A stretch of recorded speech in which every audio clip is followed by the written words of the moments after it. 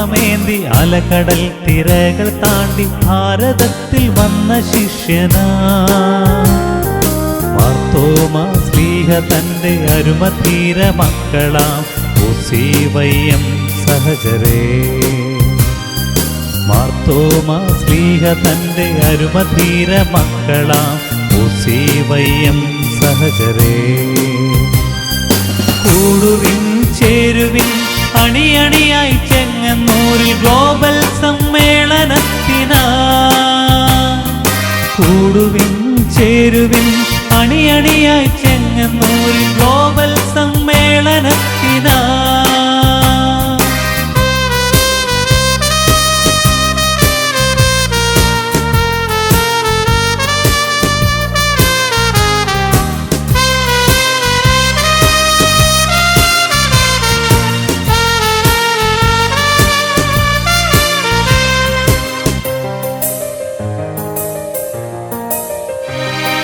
തിരുബലിയായി സുതനെ നൽകി ലോകസ്നേഹം കാട്ടിത്തന്ന സ്വർഗസ്ഥൻ പിതാവിൻ മക്കളാ. സാമൂഹ്യക്ഷേമം ഭൂവിൽ ധൈര്യം നിലനിന്നിടാൻ ആത്മത്തിൽ ബദ്ധരായിടാൻ മാർത്തോമാ ശ്ലീഹ തന്റെ അരുമധീര മക്കളാം ഉസീവയ്യം സഹചരേ. മാർത്തോമാ ശ്ലീഹ തന്റെ അരുമധീര മക്കളാം ഉസീവയ്യം സഹചരേ. കൂടുവിൻ ചേരുവിൻ അണിയണിയായി ചെങ്ങന്നൂരിൽ ഗ്ലോബൽ സമ്മേളനത്തിനാ. കൂടുവിൻ ചേരുവിൻ അണിയണിയായി ചെങ്ങന്നൂരിൽ ഗ്ലോബൽ സമ്മേളനത്തിനാ.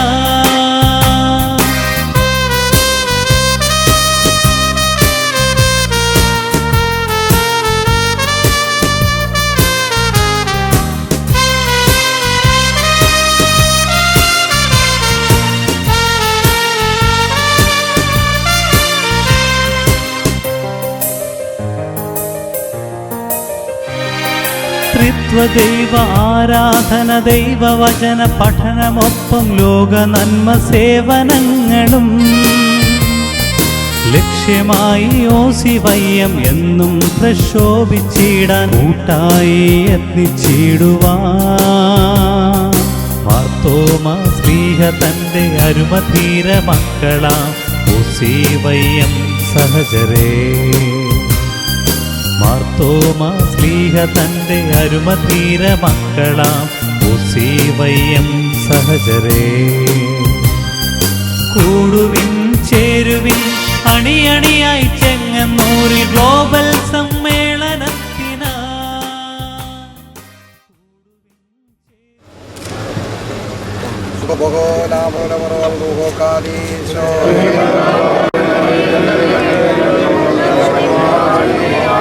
ദൈവമായ കർത്താവേ, നിന്റെ ഉയർത്തെഴുന്നേൽപ്പിനെ തുടർന്ന് സ്വർഗത്തിലും ഭൂമിയിലും സർവ്വ അധികാരവും എനിക്ക് ലഭിച്ചിരിക്കുന്നുവെന്ന് നീ അരുളി ചെയ്തുവല്ലോ. നിന്റെ വിജയത്തിൻ്റെ കൊടിയാകുന്ന ശ്രീബ സാത്താനെയും ലോകത്തെയും പാപത്തെയും മരണത്തെയും ജയിച്ചതിൻ്റെ അടയാളമാകുന്നു. അഗ്നിസർപ്പത്തിൻ്റെ കടിയേറ്റവർ ചിത്രസർപ്പത്തെ നോക്കി രക്ഷ പ്രാപിച്ചതുപോലെ തിന്മയുടെ വിഷബാധ ഏറ്റവരായ ഞങ്ങൾ നിങ്ങളിലേക്ക് ഞങ്ങളുടെ ദൃഷ്ടി ഉയർത്തുന്നു. അതിൻ്റെ ആത്യന്തികമായ വിജയത്തിൽ പങ്കാളികളാകുവാൻ ഞങ്ങളെ സഹായിക്കണമേ.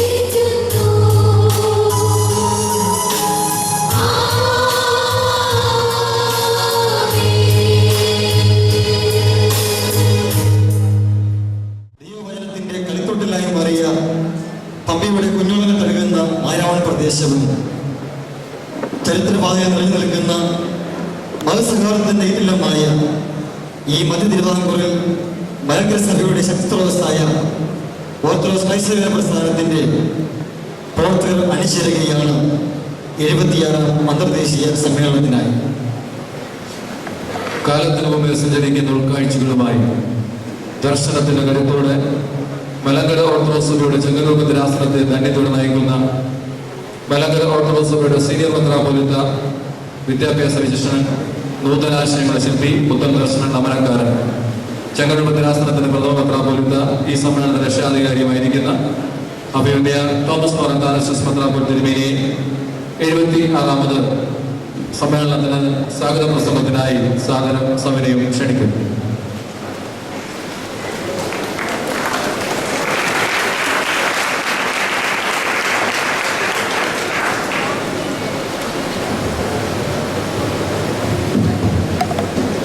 പരിശുദ്ധ പാവാതിരുമേനി യുവജന പ്രസ്ഥാനം പ്രസിഡന്റ് അഭിവന്യ യൂഹാനന്മാർ കോഴിക്കോട് തിരുമേനി, അഭിവന്യ പിതാക്കന്മാരെ, വൈദികരെ, യുവജന പ്രസ്ഥാനം ഭാരവാഹികളെ, കോൺഫറൻസിൽ പങ്കെടുക്കുന്ന പ്രതിനിധികളെ, ഓർത്തഡോക്സ് ക്രൈസ്തവ യുവജന പ്രസ്ഥാനത്തിൻ്റെ 76ാം ഗ്ലോബൽ മീറ്റിങ്ങിന് ആതിഥ്യം വരലുവാൻ കഴിയുന്നതിൻ്റെ ചാരിതാർത്ഥ്യത്തിലാണ് ഞാൻ ഈ വേദിയിൽ നിൽക്കുന്നത്. ഓർത്തഡോക്സ് ക്രൈസ്തവ യുവജന പ്രസ്ഥാനം യുവതികളെ കൂടി ഉൾപ്പെടുത്തി OCYമായി രൂപാന്തരപ്പെട്ടതിന് ശേഷം ആദ്യമായിട്ടാണ് ചെങ്ങന്നൂർ ഭദ്രാസനത്തിൽ വെച്ച് അന്തർദേശീയ സമ്മേളനം നടത്തുന്നത്. 25 വർഷങ്ങൾക്ക് മുമ്പ് ഒരു യുവജന സമ്മേളനം പുത്തൻകാവ് സെന്റ് മേരീസ് കത്തീഡ്രലിൽ വെച്ച് ഞാൻ ഭദ്രാസന ഭരണം ഏറ്റെടുത്ത് 2 വർഷത്തിനിടയിൽ നടത്തപ്പെട്ടു. വീണ്ടും 25 വർഷങ്ങൾക്ക് ശേഷം ഈ കോൺഫറൻസ് നടത്താൻ എനിക്കും എൻ്റെ ഭദ്രാസനത്തിൽ വെച്ച അവസരം ഞാൻ ഏറ്റെടുക്കുമ്പോൾ, ഇനിയൊരു കോൺഫറൻസിന് ചെങ്ങന്നൂർ വേദിയാകുമ്പോൾ ഞാൻ ഈ ലോകത്തിൽ ഉണ്ടാകുകയില്ല എന്ന ഉത്തമബോധ്യം എനിക്കുണ്ട്. ചില പ്രത്യേകതകൾ ഈ കോൺഫറൻസ് ചെങ്ങന്നൂരിൽ വെച്ച് നടക്കുവാൻ കാരണമായിട്ടുണ്ട്. ഒന്നാമതായി, കാതോലിക്കേറ്റിൻ്റെ ശതാബ്ദി യോഗം അനുബന്ധിച്ച് സഭയുടെ ഒരാഗോള സമ്മേളനത്തിന് ചെങ്ങന്നൂർ ഭദ്രാസനം നേതൃത്വം നൽകണമെന്ന ആഗ്രഹം ഈ ആതിഥ്യത്തിൻ്റെ പിറകിലുണ്ട്. രണ്ടാമതായി, ക്രൈസ്തവ യുവജന പ്രസ്ഥാനത്തിൻ്റെ പ്രധാന ശില്പിയുമായ കുന്നിക്കാവിൽ കുച്ചേരിവേലി അന്ത്യവിശ്രമം കൊള്ളുന്ന ചെങ്ങന്നൂർ ഭദ്രാസനത്തിൽ അദ്ദേഹത്തിൻ്റെ നാമത്തിൽ ഒരു കോൺഫറൻസ് നടത്തണമെന്ന അതിയായ ആഗ്രഹവും ഈ കോൺഫറൻസിൻ്റെ പിറകിലുണ്ട്. മതപാരമ്പര്യത്തിലും മതസൗഹാർദ്ദത്തിനും പുകൾപെറ്റ പുണ്യഭൂമിയാണ് പന്തളം. കേരളത്തിലെ വലിയ തീർത്ഥാടന കേന്ദ്രമായ ശബരിമലയുമായി അഭേദ്യ ബന്ധമുള്ള പന്തളം കൊട്ടാരത്തിൻ്റെ അതിരുകൾക്ക് അടുത്താണ് ഈ സമ്മേളന വേദി. ഉത്തമനായ സഭാംഗവും ചെങ്ങന്നൂർ ഭദ്രാസന അംഗവുമായ ശ്രീ PM ജോസിൻ്റെ ഉടമസ്ഥതയുള്ള എമിനന്റ് സ്കൂൾ അംഗണം അദ്ദേഹം ഈ ആവശ്യത്തിനായി സന്തോഷത്തോടെ വിട്ടുനിന്നു ഞങ്ങളെ സഹായിക്കുന്നതിൽ അത്യധികമായ സന്തോഷമുണ്ട്. ഭാരതത്തിൻ്റെ അപ്പസ്തോലനായ മാർത്തോമാശ്ലീഹായുടെ പൈതൃകം ഉയർത്തിപ്പിടിക്കുവാനും ഈ സിംഹാസനത്തിൻ്റെ പ്രാപ്തിയെയും ആധികാരികതയെയും ചോദ്യം ചെയ്യുവാനുള്ള വിഘടിത ശ്രമങ്ങൾ ചെറുത്തു തോൽപ്പിക്കുവാനും മാർത്തോമൻ പൈതൃകം വിളംബരം ചെയ്യുന്ന സാമൂഹിക പ്രതിബദ്ധതയെ നെഞ്ചിലേറ്റുവാനും ഈ ആഗോള സമ്മേളനം കാരണമാകുമെന്ന് പ്രാർത്ഥിച്ച് ആശംസിച്ച് ഞാൻ എൻ്റെ കർത്തവ്യത്തിലേക്ക് പ്രവേശിക്കുന്നു. പരിശുദ്ധ സഭ പുതിയ നൂറ്റാണ്ടിലേക്ക് പ്രവേശിക്കുമ്പോൾ മാർത്തോമായുടെ മക്കൾക്ക് ആത്മീയ ആചാര്യനായി ആസനസ്ഥനായിരിക്കുന്ന പരിശുദ്ധ ബസേലിയോസ് മാർത്തോമ പൗലോസ് ഇന്ത്യൻ കാതോലിക്ക ബാബ തിരുമേനിയാണ് ഈ സമ്മേളനം ഉദ്ഘാടനം ചെയ്യുന്നത്. മാർത്തോമൻ പാരമ്പര്യങ്ങൾക്ക് എതിരെ ഉയരുന്ന ശക്തമായ പ്രതിരോധങ്ങളെ നേരിടുവാനും പരിശുദ്ധ തിരുമേനിക്ക് സാധിക്കട്ടെ എന്ന് ആത്മാർത്ഥമായി പ്രാർത്ഥിച്ചുകൊണ്ട് പരിശുദ്ധ ബാബാ തിരുമേനിയെ സന്തോഷത്തോടെ ഈ യോഗത്തിലേക്ക് ഞാൻ സ്വാഗതം ചെയ്യും. യുവജന പ്രസ്ഥാനത്തിൻ്റെ 76ാം അന്തർദേശീയ സമ്മേളനത്തിൻ്റെ ഉദ്ഘാടന സമ്മേളനത്തിന് അധ്യക്ഷ പദം വഹിക്കുന്നത് പ്രസ്ഥാനം പ്രസിഡന്റും അങ്കമാലി ഭദ്രാസനമായിരിക്കുന്ന എൻ്റെ സഹോദര മെത്രാപ്പൊലീത്ത അഭിനന്ദ യൂഹാനന്മാർ കോഴിക്കോട് തിരുമേനിയാണ്. സഭയിലെ യുവജനങ്ങളെ സങ്കല്പിക്കുവാനും അവരെ പ്രവർത്തന സജ്ജരാക്കുവാനും സദാ ജാഗരൂകരായിരിക്കുന്ന തിരുമേനിയെ ഈ സമ്മേളനത്തിലേക്ക് ഞാൻ സ്വാഗതം ചെയ്യുന്നു.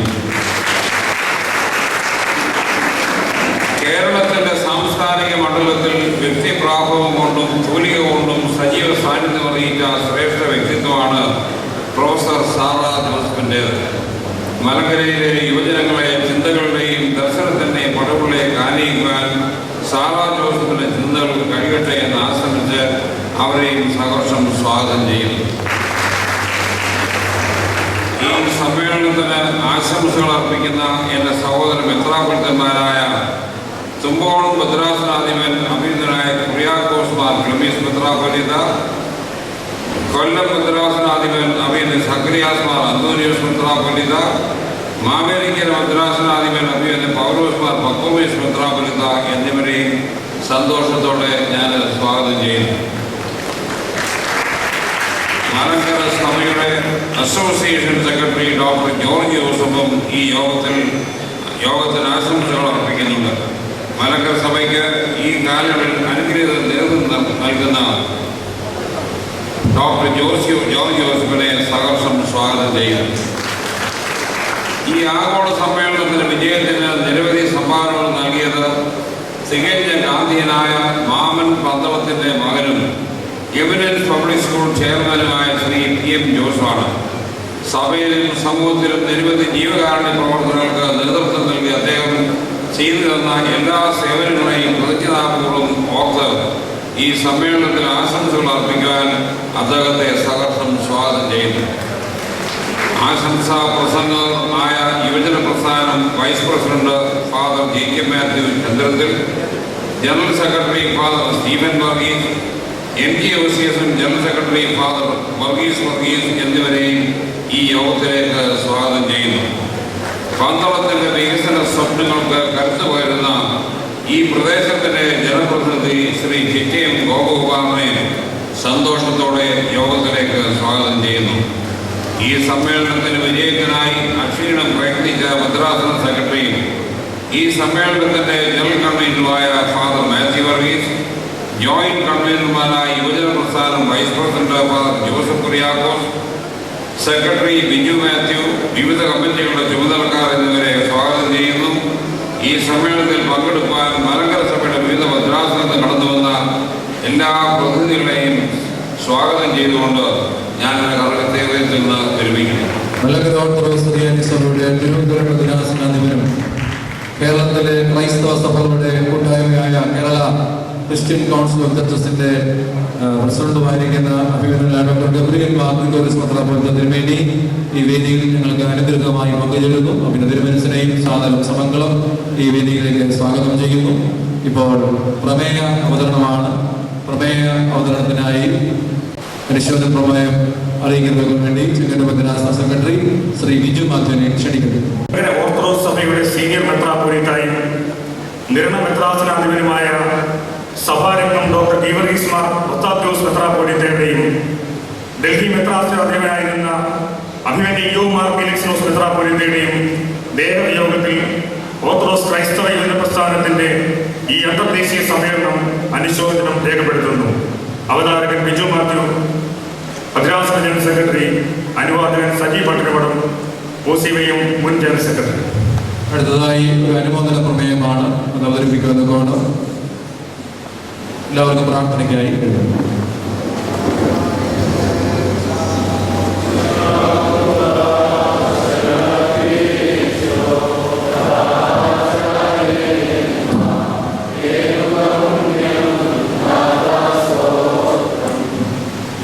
അടുത്തതായി അനുമോദന പ്രമേയമാണ് അത് അവതരിപ്പിക്കേണ്ട കോണം പ്രസ്ഥാന കേന്ദ്ര സെക്രട്ടറി അഡ്വക്കേറ്റ് JC കരിക്കാട്ടിനെ വേദിയിലേക്ക് ക്ഷണിക്കുന്നു.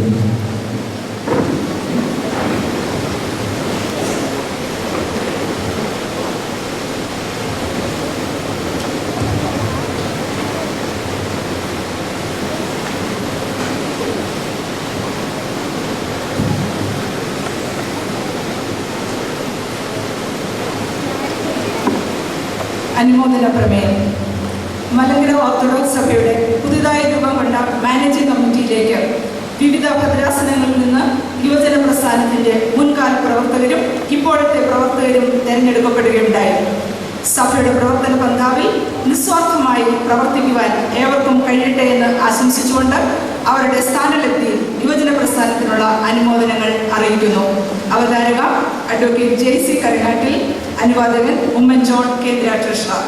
അടുത്തതായി ഒരു പ്രതിഷേധ പ്രമേയമാണ്.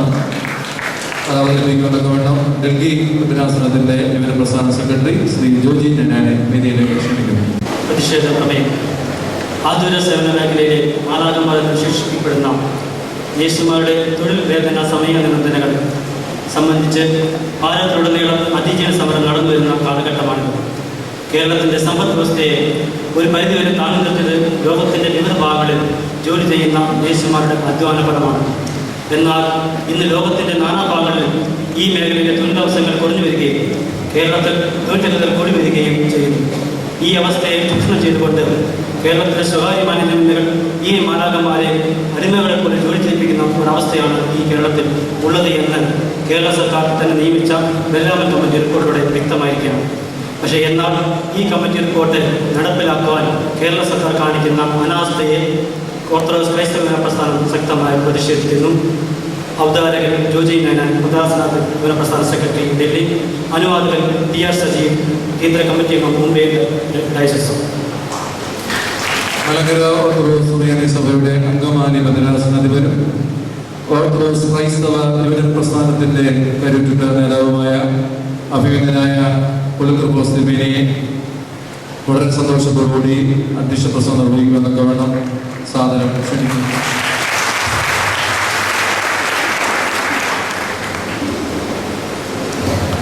ദൈവത്തിൻ്റെ വന്യ തിരുനാമത്തിന് മഹത്വമുണ്ടായിരിക്കട്ടെ. പരിശുദ്ധ ഭാവാതിരുമേനി എൻ്റെ ഏറ്റവും ശ്രേഷ്ഠരും പരിശുദ്ധ സഭയുടെ പ്രധാന പാലകരുമായ ശ്രേഷ്ഠ അഭിനന്ദ തിരുമേനിമാരെ, സഭയുടെ അസോസിയേഷൻ സെക്രട്ടറി, സ്നേഹം നിറഞ്ഞ വൈദികരെ, ശേഷം സഹോദരങ്ങളെ, കുഞ്ഞുങ്ങൾ, വളരെ നിറഞ്ഞ ഹൃദയത്തോടെയാണ് നിൽക്കുന്നത്. ഈ വർഷത്തെ ഈ കോൺഫറൻസ് എന്തുകൊണ്ടും ശ്രദ്ധേയമായിരിക്കുമെന്നുള്ള പൂർണ്ണ വിശ്വാസത്തോടെയാണ് ഈ സമ്മേളനം ഏറ്റെടുക്കാൻ ചെങ്ങന്നൂർ ഭദ്രാസനം ആഗ്രഹിച്ചു പറഞ്ഞപ്പോൾ എൻ്റെ മനസ്സിൽ വന്നത്. അതിനൊട്ടും പോർത്തേൽക്കാത്ത വിധത്തിലാണ് ഇതിലുള്ള എല്ലാ പ്രവർത്തനങ്ങളും. യുവജന പ്രസ്ഥാനത്തിന്റെ ഈ സമ്മേളനം നടക്കുമ്പോൾ വേറൊരു ഭദ്രാസനത്തിന് കിട്ടാത്ത ഒരു നേതൃത്വമാണ് ഈ ഭദ്രാസനത്തിലെ മെത്രാപ്പൊലീത്തയിൽ ലഭിക്കുന്നത്. സാധാരണ മീറ്റിങ്ങുകൾ നടത്തപ്പെടുമ്പോൾ അതിൻ്റെ പബ്ലിസിറ്റി പലപ്പോഴും ബലഹീനമാകാറുണ്ട്. അത്തനാസിന്റെ നേതൃത്വത്തിൽ അത് ഗംഭീരമായി തന്നെ നടന്നു എന്നത് എനിക്ക് അഭിമാനം തോന്നുന്ന വിഷയമാണ്. നമ്മുടെ കേരളത്തിലെ പത്രത്തിൽ തെക്ക് നടക്കുന്ന വിഷയങ്ങൾ പലപ്പോഴും എറണാകുളം ജില്ലയിൽ കാണാറുണ്ട്. പക്ഷെ 2-3 ന്യൂസ് തെക്ക് വന്ന അതേ രീതി തന്നെ എറണാകുളം ജില്ലയിൽ വന്നു എന്നത് ഏറ്റവും ശ്രദ്ധേയമായ കാര്യമാണ്. അത് തിരുമേനിയുടെ മിടുക്കും കഴിവുമാണ്. ആ മിടുക്കും കഴിവും തീർച്ചയായും ഇതിന്റെ അവസാനം വരെ കാട്ട് പരിപാലിക്കുമെന്ന് എനിക്ക് ഉറപ്പുണ്ട്. അത് പൂർണ്ണമായി പരിപാലിക്കപ്പെടണമെങ്കിൽ നമ്മുടെ ഭാഗത്തു നിന്ന് ഒരു ഉറപ്പുണ്ടാവണം. അച്ചടക്കം 100%. ഇത് ആത്മീയപ്രസ്ഥാനത്തിന്റെ കൂടിവരവാണ്. മറ്റേ രാഷ്ട്രീയ പ്രസ്ഥാനങ്ങളുടെ കൂടിവരവ് പോലെയല്ല. അതുകൊണ്ട് ഇത് സമ്മേളിക്കുന്ന വന്ന് സംബന്ധിക്കുന്ന എല്ലാ അംഗങ്ങളോടും എനിക്ക് മുന്നമേ പറയാനുള്ളത് തികഞ്ഞ അച്ചടക്കം പാലിച്ചിട്ടുണ്ട്. തിരുവനന്തപുരം നമ്മെ സ്വാഗതം ചെയ്യുവാൻ വളരെയേറെ ആഗ്രഹിക്കുകയും അതിന് തക്കവണ്ണമുള്ള ക്രമീകരണങ്ങൾ ചെയ്യുകയും ചെയ്തു. അദ്ദേഹത്തിന്റെ മനസ്സിന് സന്തുഷ്ടി കൊടുക്കുവാൻ തക്കവണ്ണം ഓരോ അംഗങ്ങളും പ്രവർത്തിക്കുമെന്ന് ഞാൻ പൂർണ്ണമായി വിശ്വസിക്കാം. അതിന് വിഘാതമായി ചെയ്യുന്നത് തീർച്ചയായും തെറ്റായിരിക്കും എന്നുള്ള കാര്യം വീണ്ടും ഒന്നുകൂടെ ഓർമ്മപ്പെടുത്തിക്കൊണ്ട് വിഷയത്തിലേക്കും അധ്യക്ഷ പ്രസംഗത്തിലേക്കും പ്രവേശിക്കാം.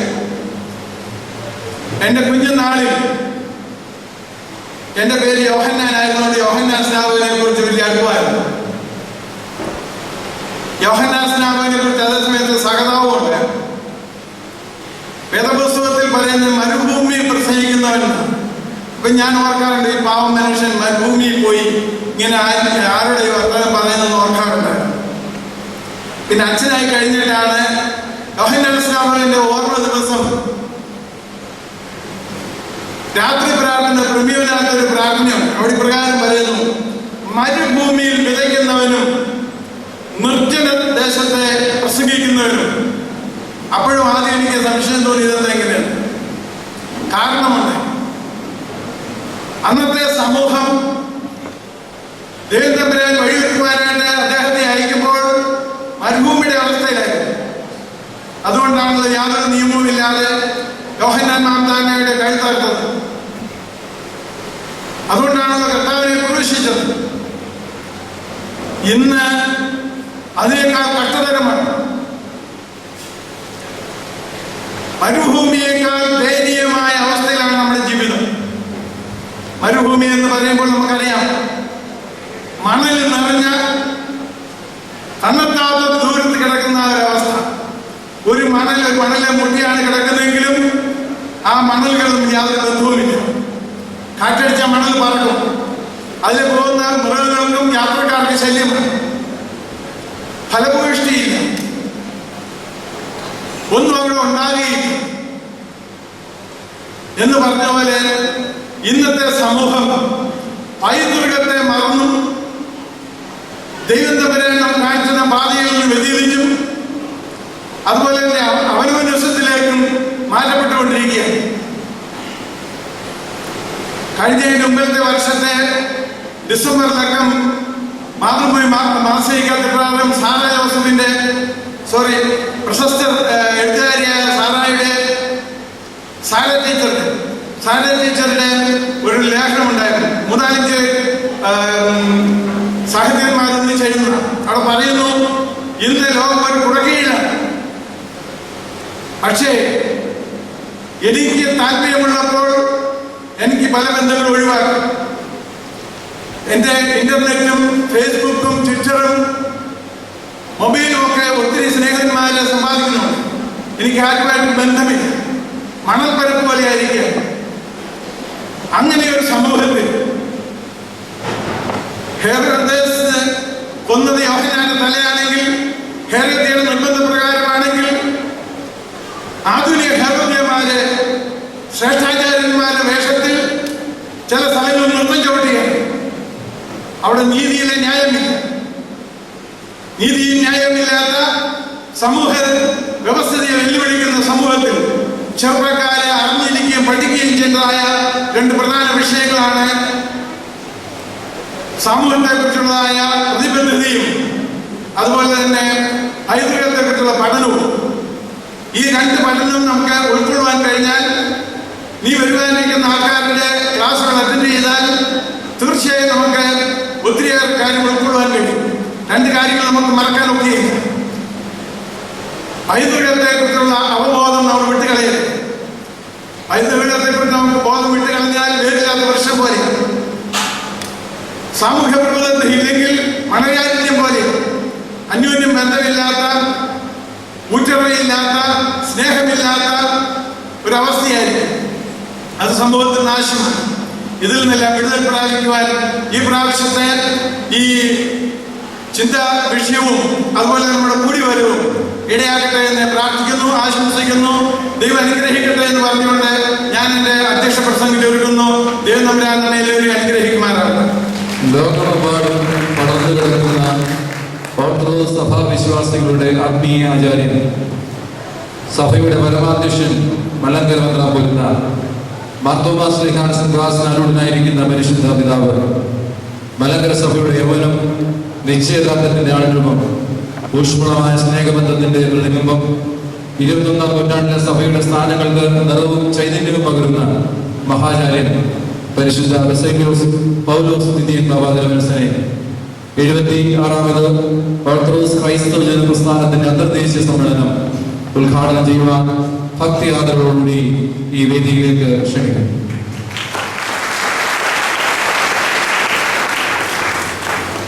ത്രിയേക ദൈവത്തിൻ്റെ തിരുനാമം വാഴ്ത്തപ്പെടട്ടെ. ഈ സമ്മേളനത്തിൻ്റെ അധ്യക്ഷൻ അഭിവന്യ തോമസ് മാർ അത്തനേഷ്യസ് തിരുമേനി, അധ്യക്ഷ വേദിയിൽ ഉപവിഷ്ടരായിരിക്കുന്ന സഹോദര മെത്രാപ്പൊലീത്തന്മാരെ, ഹരിത കേരള സന്ദേശം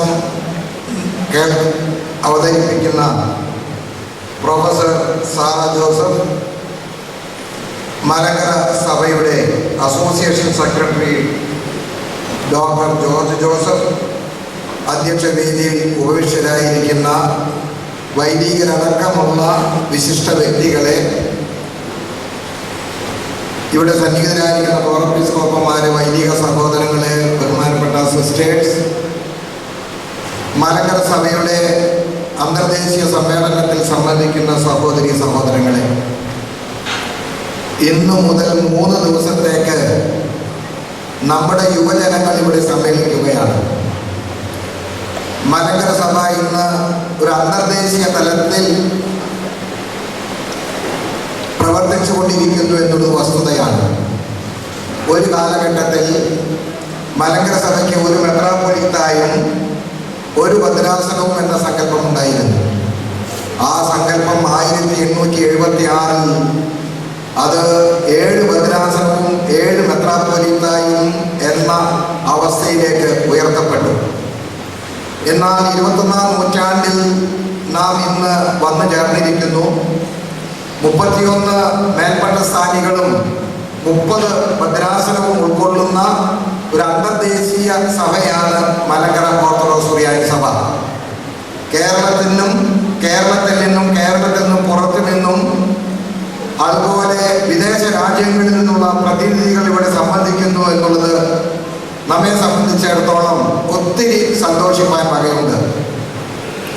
ഈ 3 ദിവസം ഇവിടെ യുവജനങ്ങൾ ഇവിടെ സമ്മേളിക്കുമ്പോൾ നമ്മൾ പഠിക്കുന്ന കാര്യങ്ങൾ നമ്മുടെ ജീവിതത്തിലെ പ്രാവർത്തികമാക്കിക്കൊണ്ടുള്ള ഒരു ജീവിതക്രമം നമുക്ക് ഉണ്ടാകേണ്ടത് ആവശ്യമാണ്. നമ്മുടെ പൈതൃകം, നമ്മുടെ അടിവേരുകൾ എന്തെന്ന് ആദ്യം തിരിച്ചറിയണം. അതിനെ മാർത്തോമ പൈതൃക പഠനം എന്നുള്ളതാണ് അതിൻ്റെ വിഷയത്തിൻ്റെ ആദ്യ ഭാഗം. രണ്ടാമത്തെ ഭാഗം സാമൂഹ്യ പ്രതിബദ്ധത. അപ്പോൾ മലങ്കര ഓർത്തഡോക്സ് സുറിയാനി സഭയുടെ അടിവേരുകൾ ഒന്ന് കണ്ടെത്തുകയും അതിൻ്റെ പശ്ചാത്തലത്തിൽ ആധുനിക യുവതലമുറ സ്വന്തം ജീവിതത്തിൽ ഏതെല്ലാം പ്രതിബദ്ധതകളോടാണ് പ്രതികരിക്കേണ്ടത് അല്ലെങ്കിൽ പ്രവർത്തിക്കേണ്ടത് എന്നുള്ള തിരിച്ചറിവും ഈ സമ്മേളന മുഖാന്തരമായി നമുക്ക് ലഭിക്കണം. അതാണ് നമ്മുടെ ആത്യന്തികമായ ലക്ഷ്യം. നാം പലപ്പോഴും ഒത്തിരി പൈതൃക അവകാശവാദങ്ങളെ ആസ്വദിക്കുന്നവരാണ്. 2000 വർഷങ്ങൾക്ക് മുൻപ് മലങ്കരയിൽ തോമസ് അപ്പോസ്തലൻ കടന്നു വന്ന് ക്രിസ്തുവിൻ്റെ സുവിശേഷം പ്രചരിപ്പിച്ചു. നാം ക്രിസ്തുവിൻ്റെ അനുയായികളും പിന്തുടർച്ചക്കാരുമായി മാറി. അങ്ങനെയുള്ള ഒരു പൈതൃക പഠനം ആവശ്യമുണ്ട്. എന്താണ് തോമസ് അപ്പോസ്തലൻ ഭാരതത്തിൽ അഥവാ കേരളത്തിൽ വന്ന് ചെയ്തത്? അദ്ദേഹം ഇവിടെ ചെയ്തു എന്ന് പറയുന്നത് ഈശ്വര സ്നേഹം എന്താണെന്ന് ഈ സമൂഹത്തെ ബോധ്യപ്പെടുത്തുകയായിരുന്നു. ക്രിസ്തുവിൻ്റെ സുവിശേഷത്തിൻ്റെ കാതൽ തൻ്റെ സ്വന്തം ജീവിത പ്രവർത്തികളിലൂടെ ഈ ജനത്തിന് മുൻപാകെ കാഴ്ചവെച്ചു. കാരുണ്യ പ്രവൃത്തികൾ ധാരാളം ചെയ്തു. തൻ്റെ സന്നിധിയിലേക്ക് അടുത്തു വന്നിട്ടുള്ള എല്ലാ ആവശ്യക്കാരെയും അശരണരെയും കരുതുകയും സ്നേഹിക്കുകയും ചെയ്തു. അത് തന്നെയാണ് ക്രിസ്തുവിൻ്റെ ജീവിത ശൈലി, പ്രവർത്തന ശൈലിയും. അപ്പോൾ പൈതൃക പഠനം എന്ന് പറയുന്നത് ഒരു തിരിച്ചറിവ് ലഭിക്കാനുള്ള ഉപാധിയാണ്. തിരിച്ചറിവുകൾ ലഭിച്ചാൽ മാത്രം പോരാ, തിരിച്ചറിവുകൾ കൊത്തവണ്ണമുള്ള ജീവിതത്തിൻ്റെ ക്രമീകരണം ആവശ്യമുണ്ട്. ഈ പൈതൃക പഠനം എന്നുള്ളത് വളരെ നല്ലതാണ്. നമ്മുടെ അടിസ്ഥാനപരമായ അസ്തിത്വം എവിടെ നിന്ന് തുടങ്ങുന്നുവെന്ന് മനസ്സിലാക്കുവാൻ ഈ പഠന ശിബിരം നമുക്ക് സഹായകരമാകും. പക്ഷെ അവിടെ കൊണ്ട് നമ്മുടെ പ്രതിബദ്ധത അവസാനിക്കുന്നില്ല. 21-ാം നൂറ്റാണ്ടിൽ മലങ്കര ഓർത്തഡോക്സ് സുറിയാനി സഭയുടെ യുവതലമുറ എങ്ങനെയാണ് ജീവിക്കേണ്ടത്, എങ്ങനെയാണ് പ്രതിബദ്ധത നിറവേറ്റേണ്ടത് എന്നുള്ളതിനെ കുറിച്ച് ഒരു ഒരു ഒരു രൂപരേഖ ഇവിടെ നിന്ന് ഉണ്ടാക്കുകയും ആ രൂപരേഖ നമ്മുടെ ജീവിതത്തിൽ പരമാവധി പുലർത്താൻ തക്കവണ്ണം അത് ഇടയാക്കുകയും ചെയ്യണം. തിരിച്ചറിവ് കൊണ്ട് മാത്രം കാര്യം നിറവേറുമെന്ന് എനിക്ക് വിചാരമില്ല. തിരിച്ചറിവുകൾ നല്ലതാണ്, അറിവ് ലഭിക്കേണ്ടത് ആവശ്യമാണ്. പക്ഷെ അറിവിനൊത്തവണ്ണം നമ്മുടെ ജീവിതത്തെ ക്രമീകരിക്കുകയും അതിൻ്റെ പ്രതിബദ്ധത നിറവേറ്റുകയും ചെയ്യണം. 21-ാം നൂറ്റാണ്ടിലുള്ള നമ്മുടെ ജീവിതത്തിൻ്റെ അർത്ഥം എന്താണ്? ഒരു വിധത്തിൽ പറഞ്ഞാൽ കേരള സംസ്ഥാനം സാക്ഷരതയിൽ മുന്നിട്ട് നിൽക്കുന്നു എന്നാണ് നമ്മുടെ അവകാശവാദം. ശരിയായിരിക്കും. പക്ഷേ കേരള സംസ്ഥാനത്ത് ഒരു സാധാരണക്കാരന് ജീവിക്കുവാൻ വളരെ ക്ലേശകരമായ ഒരു സാഹചര്യം നിലനിൽക്കുന്നില്ലേ എന്ന് നാം തന്നെ ഒന്ന് വിലയിരുത്തി നോക്കണം. എങ്കിൽ ഇവിടെ എന്തൊക്കെയോ പന്തികേടുണ്ട്.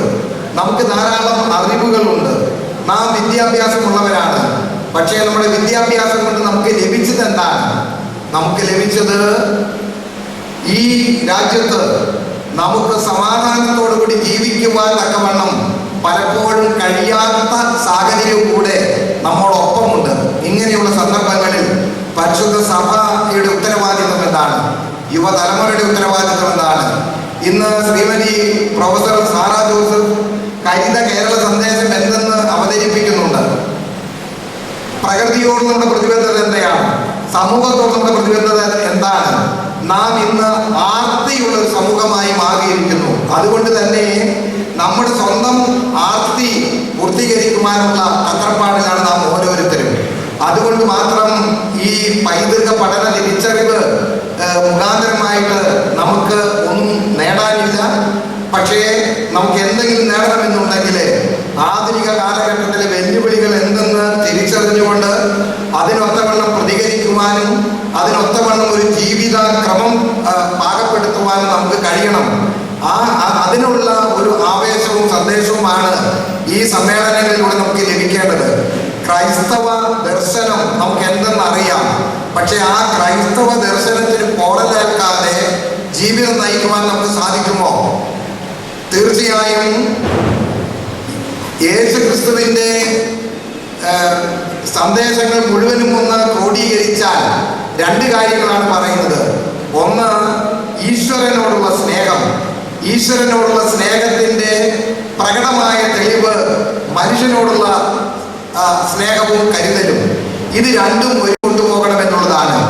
ഈശ്വര സ്നേഹം ഉണ്ടെന്ന് അവകാശപ്പെട്ടത് കൊണ്ട് മാത്രമായില്ല, മനുഷ്യനെ സ്നേഹിക്കുവാൻ, പ്രപഞ്ചത്തെ സ്നേഹിക്കുവാൻ, പ്രകൃതിയെ സ്നേഹിക്കുവാൻ, സേവിക്കുവാൻ ഇതിനുള്ളൊരു പ്രതിബദ്ധത മനുഷ്യൻ കാട്ടുന്നില്ല എങ്കിൽ ഈശ്വര സ്നേഹം ഉണ്ടെന്ന് ഒരിക്കലും നമുക്ക് അവകാശപ്പെടാൻ സാധിക്കുകയില്ല. അതുകൊണ്ട് ഈ 3 ദിവസത്തെ ഈ കൂടിവരവിലൂടെ മനുഷ്യ സ്നേഹമുള്ള ഒരു ജീവിതം നമുക്ക് ലോകത്തിന്റെ മുൻപാകെ സാക്ഷ്യപ്പെടുത്തുവാൻ ഇടയാകണം എന്നുള്ളതാണ് ഇത്തരുണത്തിൽ എനിക്ക് നിങ്ങളെ ഓർമ്മിക്കുവാനുള്ളത്. നാം നമ്മുടെ ഇടവകയിൽ നിന്ന്, നമ്മുടെ ഭവനങ്ങളിൽ നിന്ന്, ലോകത്തിന്റെ നാനാഭാഗങ്ങളിൽ നിന്നുമാണ് ഇവിടെ കടന്നു വന്നിരിക്കുന്നത്. ഇവിടെ നിന്ന് കേൾക്കുന്ന ആശയങ്ങൾ, ചിന്തകൾ നമ്മുടെ മനസ്സിൽ ഒരു തീപ്പൊരിയായി മാറണം. അങ്ങനെ തീപ്പൊരിയായി മാറി ക്രിസ്തുവിന്റെ സന്ദേശം നമ്മുടെ ജീവിതത്തിന്റെ ചുറ്റുപാടുകളിൽ നിന്നുകൊണ്ട് തന്നെ നമുക്ക് അത് ജീവിതം കൊണ്ട് തന്നെ സാക്ഷ്യപ്പെടുത്തുവാൻ നമുക്ക് ഇടയാകണം എന്ന് പ്രത്യേകമായിട്ട് ഞാൻ ഓർമ്മിപ്പിക്കുകയാണ്. സമ്മേളനങ്ങൾ നടത്തും, തിരിച്ചറിവുകൾ ഉണ്ടാകും, പഠിക്കും, അതൊക്കെ ശരി തന്നെ. പക്ഷെ ഈ പഠനം കൊണ്ട് മനുഷ്യ സ്നേഹം ഏതളവിൽ ആണ് നമുക്ക് അത് നിറവേറ്റുവാനായിട്ട് കഴിയുന്നത്? ഇത് വളരെ പ്രധാനപ്പെട്ട ഒരു ചോദ്യമാണ്, ഒരു വെല്ലുവിളിയാണ്. ഇന്ന് എല്ലാ വിധത്തിലും മനുഷ്യ ജീവിതം വളരെ ക്ലേശകരമായി തീർന്നിരിക്കുന്നു ആധുനിക നൂറ്റാണ്ട്. എവിടെയോ വായിച്ചിട്ടുണ്ട്, സയൻസ് വിത്തൗട്ട് റിലീജിയൻ ഈസ് ലെയ്മൻ. ശാസ്ത്രം പുരോഗമിക്കുമ്പോൾ ആധ്യാത്മികതയും നമ്മോടൊപ്പം ഉണ്ടാകണം. ആധ്യാത്മികത ജീർണിക്കുമ്പോൾ ആധ്യാത്മികതയ്ക്ക് തേയ്മാനം വരുമ്പോൾ നമ്മുടെ അറിവുകൾ കൊണ്ട് അത് പ്രയോജനരഹിതമായി തീരും. അങ്ങനെ ഒരിക്കലും ഉണ്ടാകാതിരിക്കട്ടെ. മലങ്കര ഓർത്തഡോക്സ് സുറിയാനി സഭയുടെ പ്രതീക്ഷകളാണ് യുവജന തലമുറ അല്ലെങ്കിൽ യുവജന പ്രസ്ഥാനം. ഈ ഓരോ യുവതലമുറയും ഈ യുവതലമുറയിൽപ്പെട്ട ഓരോ വ്യക്തിയും മനുഷ്യ സ്നേഹം, ഈശ്വര സ്നേഹത്തിൻ്റെ ഒരു പ്രതിഫലനം മനുഷ്യ സ്നേഹത്തിലൂടെ നിറവേറ്റണം. എങ്കിൽ മാത്രമേ നമ്മുടെ ജീവിതം അർത്ഥപൂർണമായി തീരുകയുള്ളൂ. നമ്മുടെ 21-ാം നൂറ്റാണ്ടിൽ നാം നേരിടുന്ന വെല്ലുവിളികൾ അതിജീവിക്കുവാൻ തക്കവണ്ണം നമുക്ക് കഴിയട്ടെ എന്ന് പ്രാർത്ഥിച്ചുകൊണ്ട് ഈ സമ്മേളനം ഔപചാരികമായി ഉദ്ഘാടനത്തിനായി പ്രഖ്യാപിക്കുന്നു. ദൈവം തമ്പുരാൻ നമ്മെ അനുഗ്രഹിക്കട്ടെ. നിലവിളക്ക് കൊളുത്തി യോഗം ഉദ്ഘാടനം ചെയ്യുമ്പോൾ എല്ലാവരും ദയവായി എഴുന്നേറ്റ് നിൽക്കണം. സ്നേഹപൂർവ്വം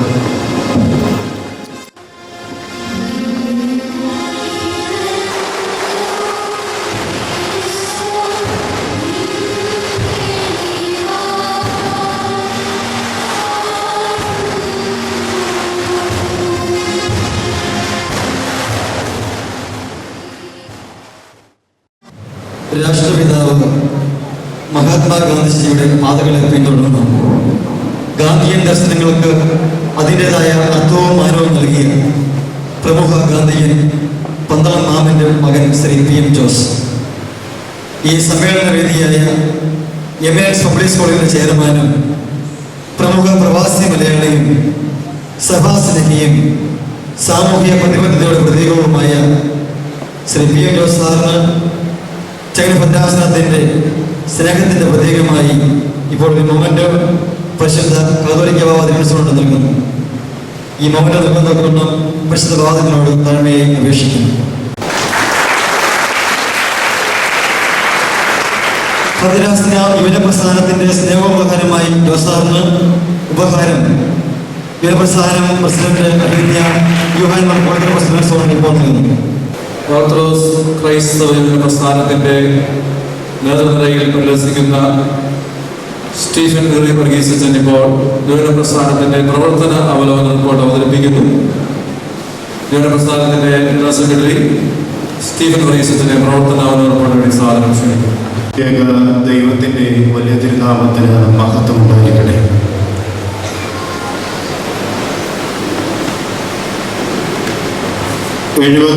ാമത് അന്തർദേശീയ സമ്മേളനത്തിന് തിരശ്ശീല ഉയർന്നു കഴിഞ്ഞപ്പോൾ നടക്കുന്ന ഉദ്ഘാടന സമ്മേളനത്തിന് വേദി അനുഗ്രഹീതമായി നമുക്ക് നൽകിത്തരുന്ന നമ്മുടെ സഭയുടെ അഭിനന്ദ നേതാക്കന്മാർ, സഭയുടെ പരിശുദ്ധ സഭയുടെ പരമാധ്യക്ഷൻ പരിശുദ്ധ ബസേലിയോസ് മാർത്തോമാ പൗലോസ് തിരിയൻ കത്തോലിക്ക ബാബ തിരുമേനി, യുവജന പ്രസ്ഥാനത്തിന്റെ അധ്യക്ഷൻ അഭിനന്ദ യോഹന്നാൻ മാർപ്പാപ്പ മെത്രാപ്പൊലീത്ത തിരുമേനി, എൻ്റെ ആത്മീയ പിതാവും മലങ്കര സഭയിലെ സീനിയർ മെത്രാപ്പൊലീത്തന്മാരിൽ ഒരാളുമായിരിക്കുന്ന അഭിനന്ദയാണ് തോമസ് മാർ അഥാനാസിയോസ് മെത്രാപ്പൊലീത്ത തിരുമേനി, വേദിയിൽ ഉപവിഷ്ടരായിരിക്കുന്ന അഭിനന്ദ പിതാക്കന്മാർ, അഭിനന്ദ കുര്യാക്കോസ് മാർ ക്ലീമീസ് മെത്രാപ്പൊലീത്ത തിരുമേനി, അഭിനന്ദ സഖറിയാസ് മാർ അന്തോണിയോസ് മെത്രാപ്പൊലീത്ത, അഭിനന്ദ പൗലോസ് മാർ പക്കോമിയോസ് മെത്രാപ്പൊലീത്ത, അഭിനന്ദ ഡോക്ടർ ഗബ്രിയേൽ മാർ ഗ്രിഗോറിയോസ് മെത്രാപ്പൊലീത്ത തിരുമേനി, സാംസ്കാരിക കേരളത്തിന്റെ പ്രതിനിധിയായി നിൽക്കുന്ന പ്രൊഫസർ സാറ ജോസഫ് അവറുകൾ,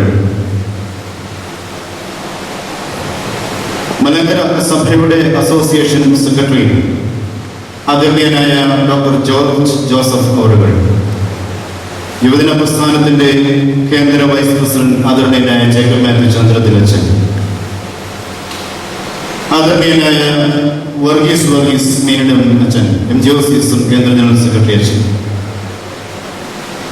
ഈ സ്കൂളിന്റെ ചെയർമാൻ, നമുക്ക് ഈ സമ്മേളന നഗരി തന്നിരിക്കുന്നതുമായ ആദരണീയനായ PM ജോസ് അവറുകൾ, വേദിയിൽ ഉപവിഷ്ടരായിരിക്കുന്ന വന്യ വൈദിക ശ്രേഷ്ഠരെ, ആദരണീയനായ മാത്യു വർഗീസ് അച്ഛൻ, അതോടൊപ്പം തന്നെ യുവജന പ്രസ്ഥാനത്തിന്റെ കേന്ദ്ര ട്രഷറർ ശ്രീ ഉമ്മൻ ജോൺ, വന്യരായ വൈദിക ശ്രേഷ്ഠരെ, യുവജന പ്രസ്ഥാന പ്രവർത്തകരെ, ആരാധന, പഠനം, സേവനം എന്ന മുദ്രാവാക്യം ലക്ഷ്യമാക്കി സഭയിലും സമൂഹത്തിലും കാലഘട്ടത്തിന്റെ ചുവരെടുത്ത് വായിച്ചറിഞ്ഞ് അതിന് ദിശാബോധം നൽകി സമൂഹത്തിൽ മാർഗദർശനമായി നിൽക്കുന്ന ഒരു പ്രസ്ഥാനമാണ് ഓർത്തഡോക്സ് ക്രൈസ്തവ യുവജന പ്രസ്ഥാനം. മലങ്കര സഭയുടെ ഭിത്തിയെ ബലപ്പെടുത്തുവാൻ ഏറ്റവും ശക്തമായ ശിലയായി യുവജന പ്രസ്ഥാനം ഇന്ന് സഭയിൽ ശോഭിക്കുന്നു. വിവിധ മേഖലകളിൽ, തന്റെ കർമ്മമേഖലകളിൽ തൻ്റെതായ വ്യക്തിമുദ്ര പതിപ്പിച്ച് ഓരോ യുവാവും യുവതിയും മലങ്കര സഭയുടെ യശസ് ഉയർത്തി നിൽക്കുകയാണ്. 1935 കാലഘട്ടങ്ങളിൽ യൂത്ത് ലീഗ് എന്ന വിധത്തിൽ ആരംഭിച്ചതായ പ്രസ്ഥാനം, അതിന് നേതൃത്വം കൊടുത്ത മലങ്കര സഭയിൽ അങ്ങോളം ഇങ്ങോളം ഓടി നടന്ന പുണ്യശ്ലോകനായിരിക്കുന്ന അഭിനന്ദ വന്യ ദിവ്യശ്രീ ഗീവർഗീസ് മാർ ഫിലക്സിനോസ് തിരുമേനി, മുത്തങ്കാവിൽ കൊച്ചു തിരുമേനിയെ ഓർക്കാതിരിക്കുവാൻ തരമില്ല. ആ വന്യപിതാവിന്റെ സ്മരണകളിൽ അയവിറങ്ങിക്കൊണ്ട് കലാകാലങ്ങളിൽ ഈ പ്രസ്ഥാനത്തിന് നേതൃത്വം കൊടുത്ത സുധീരരായ നേതാക്കന്മാരെ അനുസ്മരിച്ചുകൊണ്ട് വന്യരായ വൈദിക ശ്രേഷ്ഠരെയും ഒട്ടേറെ പേർ ഈ പ്രസ്ഥാനത്തിന് മുൻകാലങ്ങളിൽ നേതൃത്വം കൊടുത്തവരാണ്. വന്യരായ വൈസ് പ്രസിഡന്റുമാർ, കേന്ദ്ര ജനറൽ സെക്രട്ടറിമാർ ഇവിടേക്ക് എത്തിച്ചേർന്നിട്ടുണ്ട്. എല്ലാവരുടെയും അനുവാദത്തോടുകൂടി കഴിഞ്ഞ കാലങ്ങളിൽ നടന്നതായ പ്രസ്ഥാനത്തിന്റെ ചില പ്രവർത്തനങ്ങളിലേക്ക് ഒന്ന് വെള്ളി വെളിച്ചം വീഴ്ത്തുവാൻ ഈ സമയം, ചുരുങ്ങിയ സമയം ഞാൻ ഉപയോഗിക്കുകയാണ്. യുവജന പ്രസ്ഥാനത്തിന്റെ 75ാം അന്തർദേശീയ വാർഷിക സമ്മേളനം ഡൽഹി ഭദ്രാസനത്തിന്റെ ആഭിമുഖ്യത്തിൽ ബസ്കാസ് ഇടവകയിൽ വെച്ചും അതിന്റെ സ്കൂളിന്റെ പരിസരത്തിലുമായി വെച്ച് നടത്തപ്പെട്ടു. അതിനുശേഷം ലഹരി വിരുദ്ധ സന്ദേശയാത്രകൾ അനുബന്ധിച്ച് വിവിധ പ്രോഗ്രാമുകൾ ഭദ്രാസന തലങ്ങളിലും യൂണിറ്റ് തലങ്ങളിലും ഡിസ്ട്രിക്ട് തലങ്ങളിലും വെച്ച് നടത്തപ്പെട്ടു. വിഘടിത വിഭാഗത്തിന്റെ പ്രവർത്തനങ്ങൾക്കെതിരെ ഒസിവയും കേന്ദ്ര ഭദ്രാസന യൂണിറ്റ് തലം വരെ ഇടവകയിൽ വിവിധ പ്രതിഷേധ യോഗങ്ങൾ സംഘടിപ്പിക്കുകയും കോലഞ്ചേരിയിൽ പള്ളിയുടെ തർക്കവുമായി ബന്ധപ്പെട്ട പരിശുദ്ധ ബാബാ തിരുമനസ് അഭിനന്ദ പിതാക്കന്മാരും ഉപവാസം അനുഷ്ഠിച്ചപ്പോൾ, നിരാകാരം അനുഷ്ഠിച്ചപ്പോൾ അവിടേക്ക് കടന്നു വരികയും മലങ്കര സഭയുടെ നാനാഭാഗത്തും യുവജന പ്രസ്ഥാന പ്രവർത്തകർ ധീരോദാത്തമായ പിന്തുണ നൽകിയതും പ്രസ്ഥാനത്തിന്റെ ഏറ്റവും കർമ്മോജ്ജലമായ പ്രവർത്തനങ്ങൾ ഒന്നായി കാണുവാൻ തക്കവണ്ണം ആഗ്രഹിക്കുകയാണ്. നവംബർ മാസങ്ങളിൽ കാലാകാലങ്ങളിലായി പരിശുദ്ധ പരിമളത്തിരുമയുടെ കബറിടങ്ങളിൽ 144 മണിക്കൂർ നീണ്ടു നിൽക്കുന്ന അവന്റെ പ്രാർത്ഥന ഭദ്രാസന യുവജന പ്രസ്ഥാന പ്രവർത്തകരുടെ സഹകരണത്തോടുകൂടി നടത്തപ്പെടുന്നു. യുവജന വാരാഘോഷം വിവിധ ഭദ്രാസനങ്ങളിലായി ഓണാഘോഷത്തോടനുബന്ധിച്ച് യൂണിറ്റ് തലം വരെ നടത്തപ്പെടുന്നു. ജീവകാരുണ്യ പ്രവർത്തനങ്ങൾ, സ്കൂൾ പഠന കിറ്റ് വിതരണം, ആശുപത്രി സന്ദർശനം തുടങ്ങിയവ അതിൽപ്പെടുകയാണ്. മാർത്തോമ സ്മൃതി സമ്മേളനം കഴിഞ്ഞ 2 വർഷമായി പ്രസ്ഥാനത്തിന്റെ നേതൃത്വത്തിൽ ഒന്ന് നിരണം വലിയ പള്ളിയിൽ വെച്ചും പെടമ്പനാട് പള്ളിയിൽ വെച്ചും നടത്തപ്പെടുകയുണ്ടായി. വിവിധ ഭദ്രാസനങ്ങളിലൂടെ ഒന്ന് കണ്ണോടിക്കുമ്പോൾ ചുരുക്കം ചില പ്രവർത്തനങ്ങൾ നിങ്ങളുടെ മുമ്പിലേക്ക് കൊണ്ടുവരുവാൻ ഞാൻ ആഗ്രഹിക്കുകയാണ്. മലബാർ ഭദ്രാസനത്തിന്റെ നേതൃത്വത്തിൽ അട്ടപ്പാടിയിലെ ഒസ്തിയൂർ ഊര് സന്ദർശിക്കുകയും 150 ആദിവാസികൾക്ക് പുതുവസ്ത്രങ്ങൾ വിതരണം ചെയ്യുവാൻ തക്കവണ്ണം സാധിച്ചു. കോഴിക്കോട് മെഡിക്കൽ കോളേജിൽ 30 ദിവസത്തെ ഭക്ഷണം സെപ്റ്റംബർ മാസത്തിൽ എല്ലാ ദിവസവുമായിട്ട് നൽകി. ആ പ്രസ്ഥാനത്തിന്റെ പ്രോജക്റ്റ് സറാഫത്ത് പ്രോജക്റ്റ് എന്ന പേരിൽ ഒരു വലിയ സംരംഭം നടക്കുന്നുണ്ട്. നിർധനരായ കുടുംബത്തിന് 500 രൂപ വീതം പ്രതിമാസം സാമ്പത്തിക സഹായം നൽകുന്നു. യുവനാടും ത്രൈമാസിക ഭദ്രാസന പ്രവർത്തനത്തിന്റെ ഭാഗമായി ഇറക്കി വരുന്നു. കുട്ടികൾക്ക് ഏകദിന കൗൺസിലിംഗ് ക്ലാസുകൾ സംഘടിപ്പിക്കുവാനായിട്ട് സാധിച്ചു. സുൽത്താൻ ബത്തേരി ഭദ്രാസനത്തിൽ കഴിഞ്ഞ ഫെബ്രുവരി 3, 4, 5 തീയതികളിലായി ഭദ്രാസന വാർഷിക സമ്മേളനം നടത്തി ഏകദിന സമ്മേളനങ്ങൾ വിവിധ ഡിസ്ട്രിക്റ്റുകളുടെ നേതൃത്വത്തിൽ നടത്തപ്പെടുവാനായിട്ട് സാധിച്ചു. അടൂർ കടമ്പനാട് ഭദ്രാസനത്തിൽ സ്നേഹ സാഹോദര്യജാല ഓഗസ്റ്റ് 15-ന്, അതോടൊപ്പം തന്നെ കത്തോലിക്ക ദിനാഘോഷം നല്ല പ്രവർത്തനത്തോടുകൂടി നടത്തപ്പെടുവാനായിട്ട് സാധിച്ചു. കുരിയോട്ടുമല ആദിവാസി പുനരധിവാസ കേന്ദ്രം സന്ദർശിച്ച് ഓണക്കിറ്റ്, പുതുവസ്ത്രങ്ങൾ എന്നിവ വിതരണം ചെയ്തു. യുവജന സംഗമം അടൂർ സെൻട്രൽ കൺവെൻഷനോടനുബന്ധിച്ച് നടത്തപ്പെട്ടു. തിരുവനന്തപുരം ഭദ്രാസനത്തിൽ ജൂൺ 5-ന് പരിസ്ഥിതി സംരക്ഷണം ഒരു പിടി വിത്തിടാം ഒരു തൈ നടാം എന്ന പ്രോഗ്രാം നടത്തപ്പെട്ടു. അടുക്കളത്തോട്ടം ക്യാൻസർ കെയർ ഫോർ ലൈഫ് RCCയുമായി ചേർന്ന് നടത്തി. ഉൽപ്പന്ന പിരിവ് വികലാംഗ ഭവനത്തിൽ വെച്ച് വികലാംഗ ബാലഭവനത്തിൽ കൊണ്ടെത്തിക്കുവാനായിട്ട് സാധിച്ചു. കൊല്ലം ഭദ്രാസനത്തിൽ വാർഷിക സമ്മേളനം കുണ്ട്രവലയപ്പള്ളിയിൽ വെച്ച് മംഗല്യ സഹായ നിധി 1 ലക്ഷം രൂപ 4 പെൺകുട്ടികൾക്കായി 25,000 രൂപ വീതം വെച്ച് നൽകി. സ്നേഹ സഹോദര്യജാല പരിസ്ഥിതി ദിനാചരണം എന്നിവ ഭദ്രാസനത്തിന്റെ നേതൃത്വത്തിൽ നടത്തപ്പെട്ടു. തുമ്പോൺ ഭദ്രാസനത്തിന്റെ നേതൃത്വത്തിൽ പത്തനംതിട്ട തെരുവിൽ എല്ലാ ശനിയാഴ്ചയും ഭക്ഷണപ്പൊതി വിതരണം ചെയ്യുന്നു. യൂണിറ്റുകളുടെ സഹകരണത്തോടുകൂടി സ്നേഹിതൻ എന്ന മാസിക 4 മാസം കൂടുമ്പോൾ പുറത്ത് ഇറങ്ങുന്നു. വിശ്വാസ പഠന ക്ലാസുകൾ ഡിസ്ട്രിക്റ്റുകൾ തലത്തിൽ നടത്തപ്പെടും. നിലയ്ക്കൽ ഭദ്രാസനത്തിൽ അഖണ്ഡ പ്രാർത്ഥന യജ്ഞത്തിന് പരമ്പരയിൽ വെച്ച് നേതൃത്വം കൊടുക്കുവാൻ ഭദ്രാസന പ്രവർത്തകർ എത്തി. വാർഷിക സമ്മേളനങ്ങൾ ഒക്ടോബർ 16-ന് നടത്തുകയായി. നിരണം ഭദ്രാസനത്തിൽ അതിജീവന റാലി, തീവ്രവാദം, ലഹരി വസ്തുക്കളുടെ ഉപയോഗം എന്നിവയ്ക്കെതിരെ കവിയൂർ സ്ലീബ പള്ളിയിൽ നിന്നും കല്ലൂപ്പാറ പള്ളിയിലേക്ക് നടത്തി. മറസ്താത്യോസ് പ്രഭാഷണം നിരണം ഭദ്രാസനത്തിലെ യവന പ്രസ്ഥാനത്തിന്റെ ഏറ്റവും വലിയ പ്രവർത്തനങ്ങളിൽ ഒന്നാണ്. മുല്ലപ്പെരിയാർ വിഷയത്തിൽ തിരുവല്ലയിൽ ധർണ നടത്തുവാൻ തക്കവണ്ണം പ്രസ്ഥാന പ്രവർത്തകർക്ക് സാധിച്ചു. മദ്യവർജന സമിതികളുടെ വിവിധ പ്രോഗ്രാമുകൾ നടത്തി. ജീവനം എന്ന പത്രം ഇടവകളിൽ പ്രസിദ്ധീകരിക്കുന്നു. മാവേലിക്കര ഭദ്രാസനത്തിൽ റോഡുകൾ ശുചീകരണം നടത്തുവാൻ തക്കവണ്ണം നവംബർ മാസത്തിൽ ഇടയായി. കോട്ടയം ഭദ്രാസനത്തിൽ തറവാട്ടിൽ ഒരു ദിനം ദൈവാന്യ തിരുമേനിയോടൊപ്പം ദേറായിൽ യുവജനങ്ങൾ താമസിച്ചു. വാർഷിക ധ്യാന യോഗങ്ങൾ, അതോടൊപ്പം തന്നെ ലഹരി വിരുദ്ധ സന്ദേശയാത്ര എന്നിവ നടത്തി സ്വീകരണം നൽകി. കോട്ടയം സെൻട്രൽ ഭദ്രാസനത്തിൽ വാർഷിക ധ്യാനയോഗം. ഇടുക്കി ഭദ്രാസനത്തിന്റെ നേതൃത്വത്തിൽ ജീവകാരുണ്യ പ്രവർത്തനങ്ങൾ. മുല്ലപ്പെരിയാർ വിഷയത്തിൽ സമരപന്തലിൽ ഓർത്തഡോക്സ് സഭയിൽ നിന്ന് ആദ്യമായി ഭദ്രാസന യുവജന പ്രസ്ഥാനം ആ പ്രസ്ഥാനത്തിന്റെ ലേവലിൽ പങ്കെടുത്തു എന്നുള്ളത് ഇടുക്കി ഭദ്രാസനത്തിന്റെ ഏറ്റവും ശ്രദ്ധയാർജിച്ച പ്രവർത്തനങ്ങളിൽ ഒന്നാണ്. പ്രകൃതി പഠന ക്യാമ്പുകൾ, കൗൺസിലിംഗ് ക്ലാസുകൾ എന്നിവ നടത്തപ്പെട്ടു. കണ്ടനാട് വെസ്റ്റ് ഭദ്രാസനത്തിൽ സെപ്റ്റംബറിൽ വാർഷിക ക്യാമ്പ് നടത്തി. പരിസ്ഥിതി ദിനാചരണം, മേഖലാ മീറ്റിംഗുകൾ നടത്തി. കണ്ടനാട് ഈസ്റ്റ് ഡയോസിസിൽ സെമിനാറുകൾ യുവാക്കളും കുറ്റകൃത്യങ്ങളും എന്ന വിഷയത്തിൽ നടത്തപ്പെട്ടു. അങ്കമാലി ഭദ്രാസനത്തിൽ പൊന്നാനിക്കാട് ഇടവകയിൽ ഒരു ഏകദിന സമ്മേളനം നടത്തി. യുവാക്കളും മാനസിക പ്രശ്നങ്ങളും എന്ന വിഷയത്തിൽ പ്രത്യേകമായി വിവിധ അങ്കമാലി ഭദ്രാസനത്തിന്റെ നേതൃത്വത്തിൽ ഭദ്രാസന പ്രവർത്തകർ അണിചേർന്നു. കോലഞ്ചേരി പ്രശ്നത്തിൽ പ്രതിഷേധ സമരങ്ങൾ വിവിധ തലങ്ങളിൽ സംഘടിപ്പിച്ചു. കൊച്ചി ഭദ്രാസനത്തിൽ മേഖലാ കോൺഫറൻസുകൾ നടത്തി. തലക്കോട് ബോയ്സ് ഹോമിൽ വെച്ച് ക്രിസ്മസ് പ്രോഗ്രാം നടത്തുവാൻ ഇടയായി.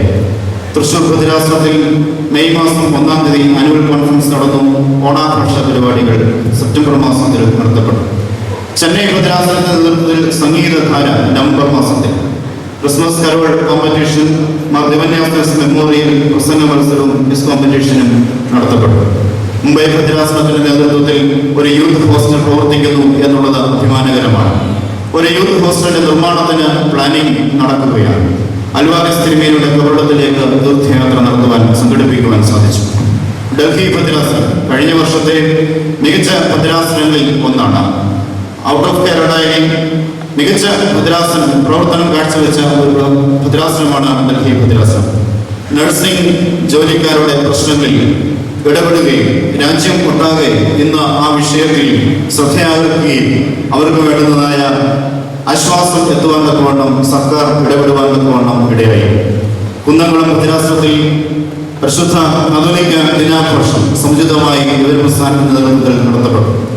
കൊട്ടാരക്കര പുല്ലൂർ ഭദ്രാസനം ഗ്രിഗോറിയോസ് സർവീസ് കോച്ചിങ് ക്യാമ്പുകൾ, പ്രതിഭാ സംഗമങ്ങൾ, അവാർഡ് ദാനം, യൂണിവേഴ്സിറ്റി റാങ്ക് ഹോൾഡേഴ്സിന് നൽകി. PSC കോച്ചിങ് ക്ലാസുകൾ, പാവന സ്മരണ റാലി, സ്നേഹസ്പർശം, ബ്ലഡ് ഡൊണേഷൻ ഗ്രൂപ്പ്, ലഹരിവിരുദ്ധ സന്ദേശ ലഘുലേഖ വിതരണം, പരമ്പര പദയാത്ര, നുഹ്റോ സംഗമം, മുല്ലപ്പെരിയ വിഷയത്തിലുള്ള ഇടപെടൽ, ഹോമേബ ആശ്രമത്തിലേക്കുള്ള തീർത്ഥയാത്ര, യുവജന സംഗമം എന്നിവ നടത്തി. ചെങ്ങന്നൂർ ഭദ്രാസനത്തിന്റെ നേതൃത്വത്തിൽ PSC കോച്ചിങ് ക്ലാസുകൾക്ക് വിവിധമായ പ്രവർത്തനങ്ങൾ നടത്തിവരുന്നു. ജീവകാരുണ്യ പ്രവർത്തനങ്ങൾ, മേഖലാ മീറ്റിംഗുകൾ കാലാകാലങ്ങളിൽ നടത്തപ്പെടും. അഹമ്മദാബാദ് ഭദ്രാസനത്തിൽ എല്ലാ ഇടവകളിലും യൂണിറ്റുകൾ ആരംഭിക്കുന്ന വിധത്തിലുള്ള പ്രവർത്തനങ്ങൾ നടന്നുവരുന്നു. ഒരു രൂപരേഖ മാത്രം നൽകി മാത്രമേ ഉള്ളൂ. പ്രസ്ഥാനത്തിലെ പ്രവർത്തനം ഇനിയും ശക്തിപ്പെടേണ്ടതായിട്ടുണ്ട്. വളരെയധികം ദൈവാശ്രയ ബോധത്തോടുകൂടി പരിശുദ്ധ പിതാക്കന്മാരുടെ നിർദ്ദേശങ്ങൾ മാനിച്ചും പരിശുദ്ധ സഭയുടെ പാരമ്പര്യങ്ങൾ കാത്തുസൂക്ഷിച്ചും സാമൂഹ്യ മൂല്യങ്ങൾ കാത്തുസൂക്ഷിച്ചും നമുക്ക് മുന്നേറാം. ഒന്നായി ദൈവസന്നിധിയിൽ അണിചേരാം. ഭദ്രാസനത്തിന് ഈ കഴിഞ്ഞ വർഷം ഇൻസൈഡ് ഗർവയിൽ ബെസ്റ്റ് യൂണിറ്റ് അവാർഡ് ലഭിച്ചു എന്നുള്ളതും പ്രത്യേകമായ ശ്ലാഘനീയം. ദൈവം നമ്മയെവരെയും അനുഗ്രഹിക്കട്ടെ. ഈ ഒരു പ്രസ്ഥാനത്തിന്റെ സുദീർഘമായ റിപ്പോർട്ട് ഒതുങ്ങുന്നത് നന്ദി രേഖപ്പെടുത്തിക്കൊണ്ട് ഈ അനുഗ്രഹീത സമ്മേളനത്തിന്റെ മുഖ്യ പ്രഭാഷണം നിർവഹിക്കാൻ തക്കവണ്ണം മലയാള സാഹിത്യത്തിന്റെ പ്രമുഖ നോവലിസ്റ്റും ചെറുകഥാകൃത്തും കേരളത്തിന്റെ സ്ത്രീ ശാക്തീകരണ പ്രസ്ഥാനത്തിന്റെ പ്രമുഖ സംഘാടകയും ഗവൺമെന്റ് മികച്ച കോളേജ് അധ്യാപികയായി വിരമിക്കുകയും ചെയ്ത പ്രൊഫസർ സാറ ജോസഫിനെ വളരെ സാദരം ഈ വേദിയിലേക്ക് സ്വാഗതം ചെയ്യുന്നു.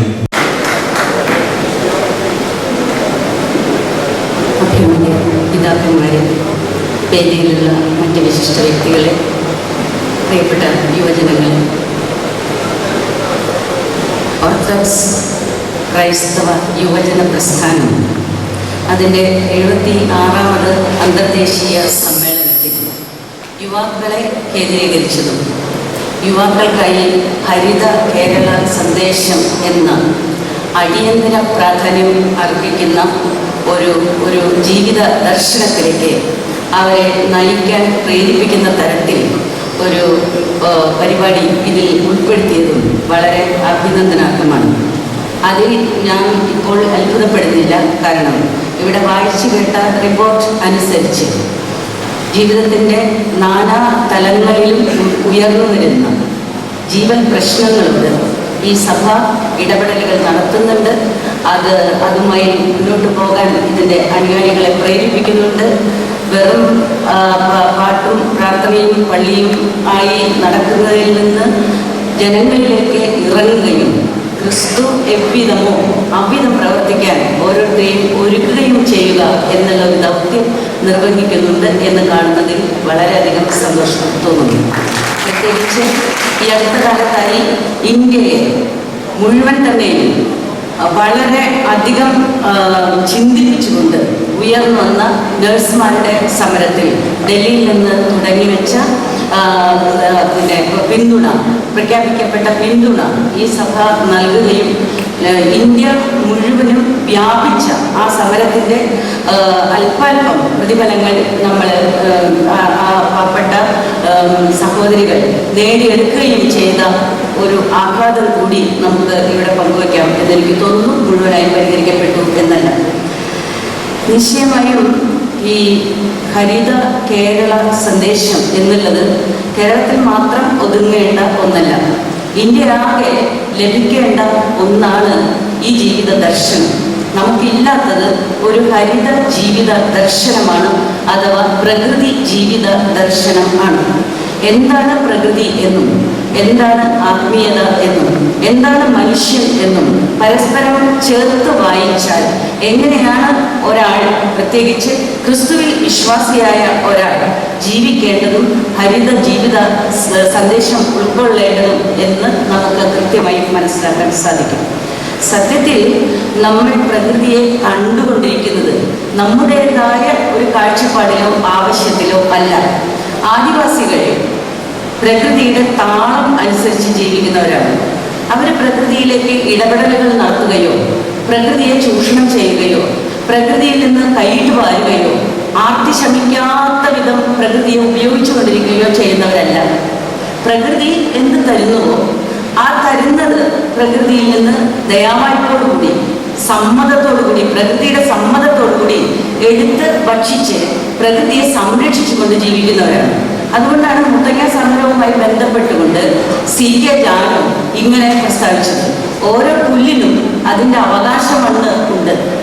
ഞങ്ങൾക്ക് കാട് തരികയാണ് എങ്കിൽ ഞങ്ങൾ കാടിനെ സംരക്ഷിക്കും. ഈ പറയുന്ന ഭരണകൂടങ്ങൾക്കൊന്നും തന്നെ അത്തരത്തിലുള്ളൊരു വാഗ്ദാനം പ്രകൃതിയോടോ മനുഷ്യരോടോ നൽകാൻ ആയിട്ടില്ല. ഞങ്ങൾക്ക് ഭൂമി തരികയാണെങ്കിൽ ഭൂമി സംരക്ഷിക്കും എന്ന് ഒരു ഭരണകൂടവും നമ്മോട് പറഞ്ഞിട്ടില്ല. ഞങ്ങൾക്ക് ഭൂമി എവിടെ നിന്നൊക്കെ എടുക്കാൻ കഴിയുമോ അവിടെ നിന്നൊക്കെ എടുത്ത് അതിനെ ലാഭത്തിന് വിറ്റ് കാശാക്കി പ്രകൃതിയെ നശിപ്പിക്കും എന്ന് പറയാതെ കണ്ട് പറഞ്ഞുകൊണ്ടിരിക്കുകയാണ് ഓരോ ഭരണകൂടവും എന്ന് നമുക്കറിയാം. അത് അതിൻ്റെ ഏറ്റവും മൂർധന്യമായ അവസ്ഥയിൽ ഇന്ന് എത്തി നിൽക്കുകയാണ്. തങ്ങൾക്ക് ലാഭമുണ്ടാക്കാൻ കഴിയുന്ന, തങ്ങൾക്ക് അഴിമതി ചെയ്യാൻ കഴിയുന്ന, തങ്ങൾക്ക് കൊള്ളലാഭം ഉണ്ടാക്കാൻ കഴിയുന്ന എല്ലാ സംവിധാനങ്ങളോടും കൈകോർക്കുക എന്നുള്ളതാണ് ഭരണകൂടത്തിൻ്റെ രീതി. അതുകൊണ്ട് തന്നെ മനുഷ്യർക്ക്, തലമുറകൾക്ക്, പ്രകൃതിക്ക്, മനുഷ്യരല്ലാത്ത ജീവജാലങ്ങൾക്ക് മുഴുവൻ അവകാശപ്പെട്ടതായ മണ്ണും വെള്ളവും ധാതുക്കളും മുഴുവൻ തന്നെയും ചൂഷണം ചെയ്ത് കച്ചവടം ചെയ്യുക എന്നുള്ള ഒരു രീതിയിൽ ഈ മാറിക്കഴിഞ്ഞിട്ടുള്ള ഭരണത്തെ അവർ പറയുന്നത് ഞങ്ങളാണ് വികസനം കൊണ്ടുവരുന്നവർ എന്നാണ്. വികസനം എന്നാൽ പ്രകൃതി നശീകരണം എന്ന് പറഞ്ഞുകൊണ്ടുള്ള ഒരു വീക്ഷണത്തിലേക്കാണ് ഇന്ന് ഭരണകൂടങ്ങൾ സഞ്ചരിച്ചു കൊണ്ടിരിക്കുന്നത്. ഇത് കുറെ കാലമായി തുടരുകയും നാം അതിനോട് പ്രതികരിക്കാതിരിക്കുകയും നാം അതിൽ വലിയ താല്പര്യം എടുക്കാതിരിക്കുകയും ചെയ്ത് ചെയ്ത് ചെയ്ത് കേരളത്തിൻ്റെ അവസ്ഥ എന്തായി എന്ന് നമുക്കറിയാം. കഴിഞ്ഞ കുറച്ചു വർഷങ്ങൾക്ക് മുമ്പ് ഇന്ത്യയെ പിടിച്ചു കുലുക്കിയ സമരങ്ങളിൽ വളരെ പ്രധാനമായിരുന്നു നന്ദിഗ്രാം സമരം. അവിടെ വയലുകൾ എടുത്ത് പാവപ്പെട്ട മനുഷ്യർ കൃഷി ചെയ്ത് ഉപജീവനം കണ്ടെത്തിയിരുന്ന, കൃഷി ചെയ്ത് ഭക്ഷണം ഉൽപ്പാദിപ്പിച്ചിരുന്ന, ആ ഉൽപ്പാദിപ്പിക്കുന്ന ഭക്ഷണം നമുക്കെല്ലാം എത്തിച്ചു കൊണ്ടിരുന്ന, അങ്ങനെ കൃഷി ചെയ്ത് നാം നമുക്ക് വേണ്ടി ഭക്ഷണം ഉൽപ്പാദിപ്പിക്കുന്നത് കൊണ്ട് നമുക്ക് വിലക്കുറവ് ഉണ്ടായിരുന്ന ഒരു സംവിധാനത്തെ തകിടം മറിച്ചുകൊണ്ട് അവിടെ ഏതോ ഒരു കുത്തക മുതലാളി കമ്പനിക്ക് കാർ ഉണ്ടാക്കാനോ മറ്റോ ആ ഭൂമി മുഴുവനും, കൃഷി ചെയ്യുന്ന ഭൂമി മുഴുവനും കൊടുക്കുക എന്ന് പറയുന്ന ഒരു ഒരു നിലപാടിലേക്ക് പോയപ്പോഴാണ് കർഷകർ ഒന്നടങ്ക പ്രതിഷേധവുമായി വന്നതും സിംഗൂർ നന്ദിഗ്രാമവും പൊട്ടിത്തെറിയിലേക്ക് പോയതും ഇന്ത്യ അശാന്തമായിരുന്നു. കേരളത്തിൽ നടന്ന വളരെ പ്രധാനപ്പെട്ട 2 ഭൂസമരങ്ങൾ, മുത്തങ്ങയിലും ചെങ്ങറയിലും നടന്ന 2 ഭൂസമരങ്ങൾ. ഈ 2 ഭൂസമരങ്ങളിലും ഉയർത്തപ്പെട്ട മുദ്രാവാക്യം ഞങ്ങൾ മണ്ണിൽ കൃഷി ചെയ്ത് കൃഷി നിലനിർത്തും എന്നാണ്. കൃഷി നിലനിർത്തുക എന്ന് പറഞ്ഞാൽ ഭൂമി സംരക്ഷിക്കപ്പെടുക എന്നാണ് അർത്ഥം. നമുക്ക് പ്രത്യേകിച്ച് ക്രിസ്തു മത അനുയായികൾക്ക്, ബൈബിൾ വായിക്കുന്നവർക്ക് വളരെ കൃത്യമായി അറിയാവുന്ന ഒരു കാര്യം ഉണ്ട്. പറുദീസ നമ്മുടെ കയ്യിൽ ഏൽപ്പിച്ചത്, മനുഷ്യന്റെ കയ്യിൽ പറുദീസ ഏൽപ്പിച്ചത് അവിടെ നിന്ന് എടുത്തു തിന്നാൻ മാത്രമല്ല, അതിനെ ഉപഭോഗം ചെയ്യാൻ മാത്രമല്ല, മറിച്ച് പറുദീസ സംരക്ഷിക്കാനും കൂടി ആണ്. പറുദീസയെ സംരക്ഷിക്കാനുള്ള ചുമതലയാണ് ആദാമിനും ഹവ്വായ്ക്കും ഏൽപ്പിച്ചു കൊടുത്തത്. നിങ്ങൾ എടുത്തു തിന്നോളൂ, എന്ത് വേണമെങ്കിലും എടുത്തു തിന്നോളൂ, നിങ്ങൾക്ക് 2 മനുഷ്യർക്ക് വയറ് നിറയാവുന്നത്ര, എടുക്കാവുന്നത്ര എടുത്തു തിന്നോളുക, പ്രകൃതിയെ ഹനിക്കാതെ. നമുക്ക് നന്മ തിന്മകളുടെ വൃക്ഷത്തെക്കുറിച്ച് ഒരുപാട് ഇന്റർപ്രിട്ടേഷൻസ് കൊണ്ടുവരാം, ഒരുപാട് ഇടപെടലുകൾ അതിന്മേൽ നടത്താം. നമ്മുടെ ഈ കാലഘട്ടത്തിൽ നന്മതിന്മകളുടെ വൃക്ഷത്തെ നമുക്ക് പ്രകൃതിയുടെ മേൽ ആദിമ മനുഷ്യൻ നടത്തിയ നീചമായ ഇടപെടലായിട്ടും അതിന് കിട്ടിയ ദൈവശിക്ഷയായിട്ടും കൂടി ഒരു പാഠം വ്യാഖ്യാനിക്കാവുന്നതാണ് മറ്റ് രീതിയിലുള്ള പഠനങ്ങളോട് ഒപ്പം. കാരണം ഓരോ കാലഘട്ടത്തിലും മാറി മാറി വരുന്ന മനുഷ്യർ അവർ ജീവിക്കുന്ന ജീവിത പരിതസ്ഥിതിക്ക് അനുസരിച്ചിട്ട്, അവർ ജീവിക്കുന്ന ജീവിതത്തിലെ കണ്ണീരിലും വിലാപത്തിനും ദുഃഖങ്ങൾക്കും അസംതൃപ്തികൾക്കും അനുസരിച്ചിട്ട് വ്യാഖ്യാനിക്കുകയും വികസിപ്പിക്കുകയുമാണ് ബൈബിളിനെ ചെയ്തുകൊണ്ടിരിക്കുന്നത്. ബൈബിൾ എഴുതപ്പെട്ട കാലത്തേതുപോലെ അങ്ങനെ നിൽക്കുകയല്ല, ബൈബിൾ ഒഴുകുകയാണ്, ബൈബിൾ സഞ്ചരിക്കുകയാണ്. ലോകത്തിന്റെ നാനാമൂലകളിലേക്ക്, നാനാജാതി മനുഷ്യരിലേക്ക് നാനാതരം സന്ദേശങ്ങളുമായി അത് എത്തുകയാണ്. എത്തിയവരൊക്കെ തന്നെ തൻ്റെ ജീവിതവുമായി ബന്ധപ്പെടുത്തിക്കൊണ്ട് അതിനെ വ്യാഖ്യാനിക്കുന്നു. അങ്ങനെ വ്യാഖ്യാനിക്കും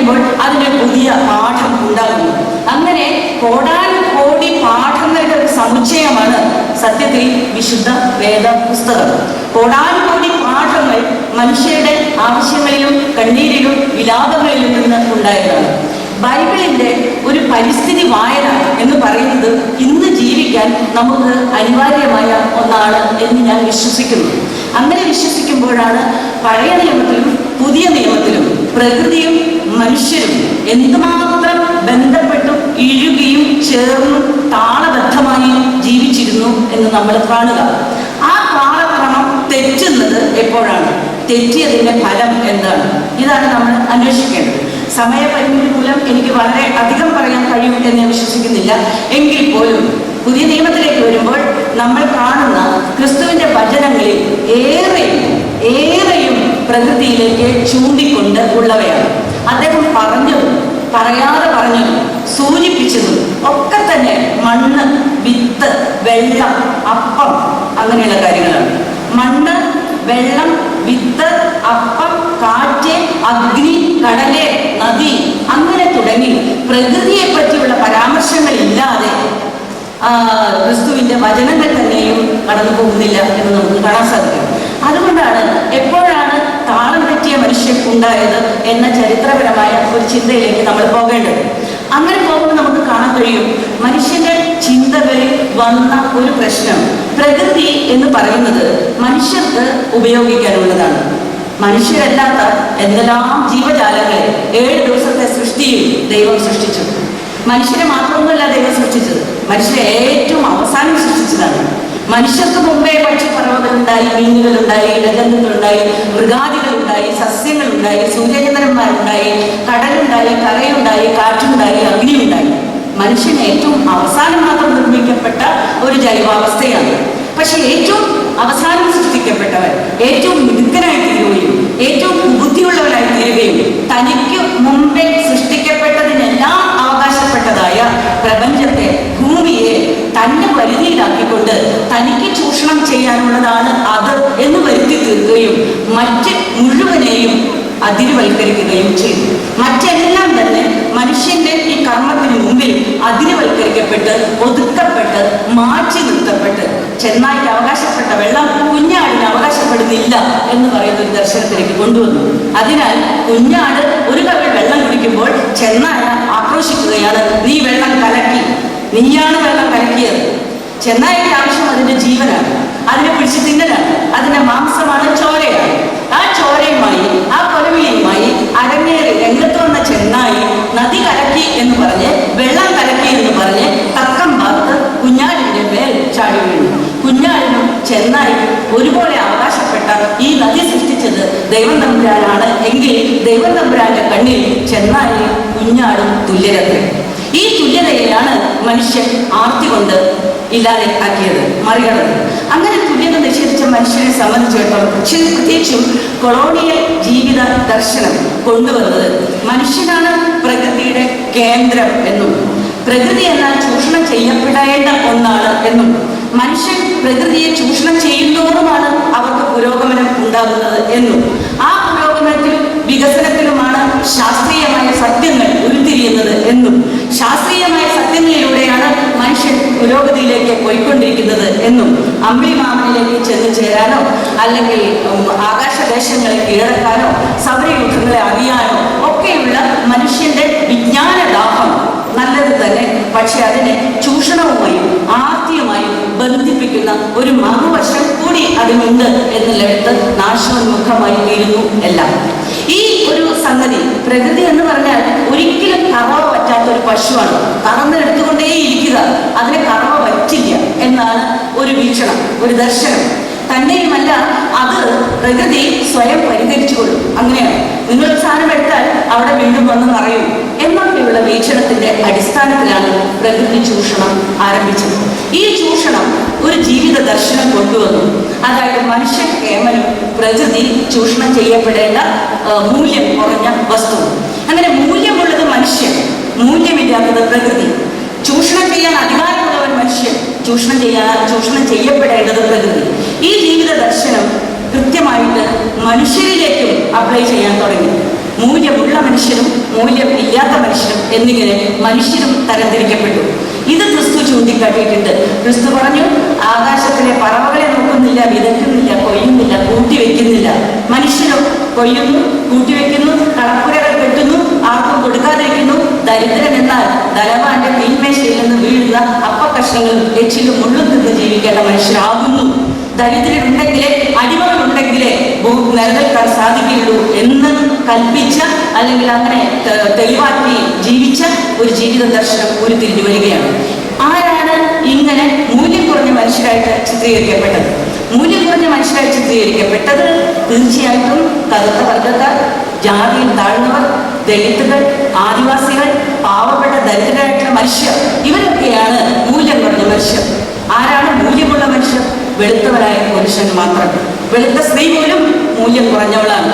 വെളുത്തവനായ പുരുഷന്റെ അധികാരത്തിന്റെ കീഴിൽ കറുത്തവനായ സ്ത്രീയും പുരുഷനും, ജാതിയിൽ താഴ്ന്നവരായ സ്ത്രീകളും പുരുഷന്മാരും, ദാരിദ്ര്യം അനുഭവിക്കുന്ന സ്ത്രീകളും പുരുഷന്മാരും, രോഗികളും വിധവകളും അനാഥരും, ഈ കാണായ ചരാചര പ്രപഞ്ചം മുഴുവനും മൂല്യരഹിതം എന്ന് പറയുന്ന ഒരു വാദത്തിലേക്ക് അല്ലെങ്കിൽ ജീവിത ദർശനത്തിലേക്ക് പോവുകയാണ്.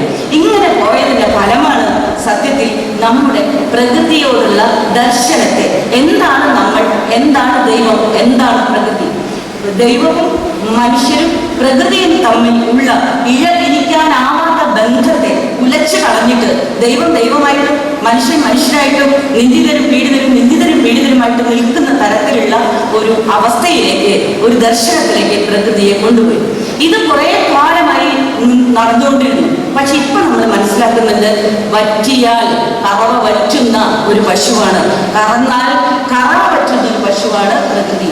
അതുകൊണ്ട് നാം ആഗോള താപനത്തെ കുറിച്ച് സംസാരിക്കുന്നു, കാലാവസ്ഥാ വ്യതിയാനങ്ങളെ കുറിച്ച് സംസാരിക്കുന്നു, മണ്ണിന്റെ നഷ്ടത്തെ, വെള്ളത്തിന്റെ നഷ്ടത്തെ, പൊല്യൂഷനെ, മാലിന്യവൽക്കരണത്തെ, ഇങ്ങനെ തുടങ്ങി നമ്മുടെ ജീവിതത്തെ നീറിപ്പിടിക്കുന്ന, അനവധിയായ രോഗങ്ങൾക്ക് കാരണമാക്കുന്ന ഈ ഭൂമി വാസയോഗ്യം അല്ലാതാക്കി തീർന്ന ദൈവരഹിതമായ, ആത്മീയ ഭാവരഹിതമായ ഒരു ജീവിതത്തിന്റെ മെക്കാനിക്കൽ ആയ, യാന്ത്രികമായ, ചൂഷണപരമായ, മേധാവിത്വപരമായ ഒരു ജീവിതത്തിന്റെ അവസ്ഥയെ കുറിച്ചാണ് നാം ഒരു ഹരിത വായന നടത്തേണ്ടത്.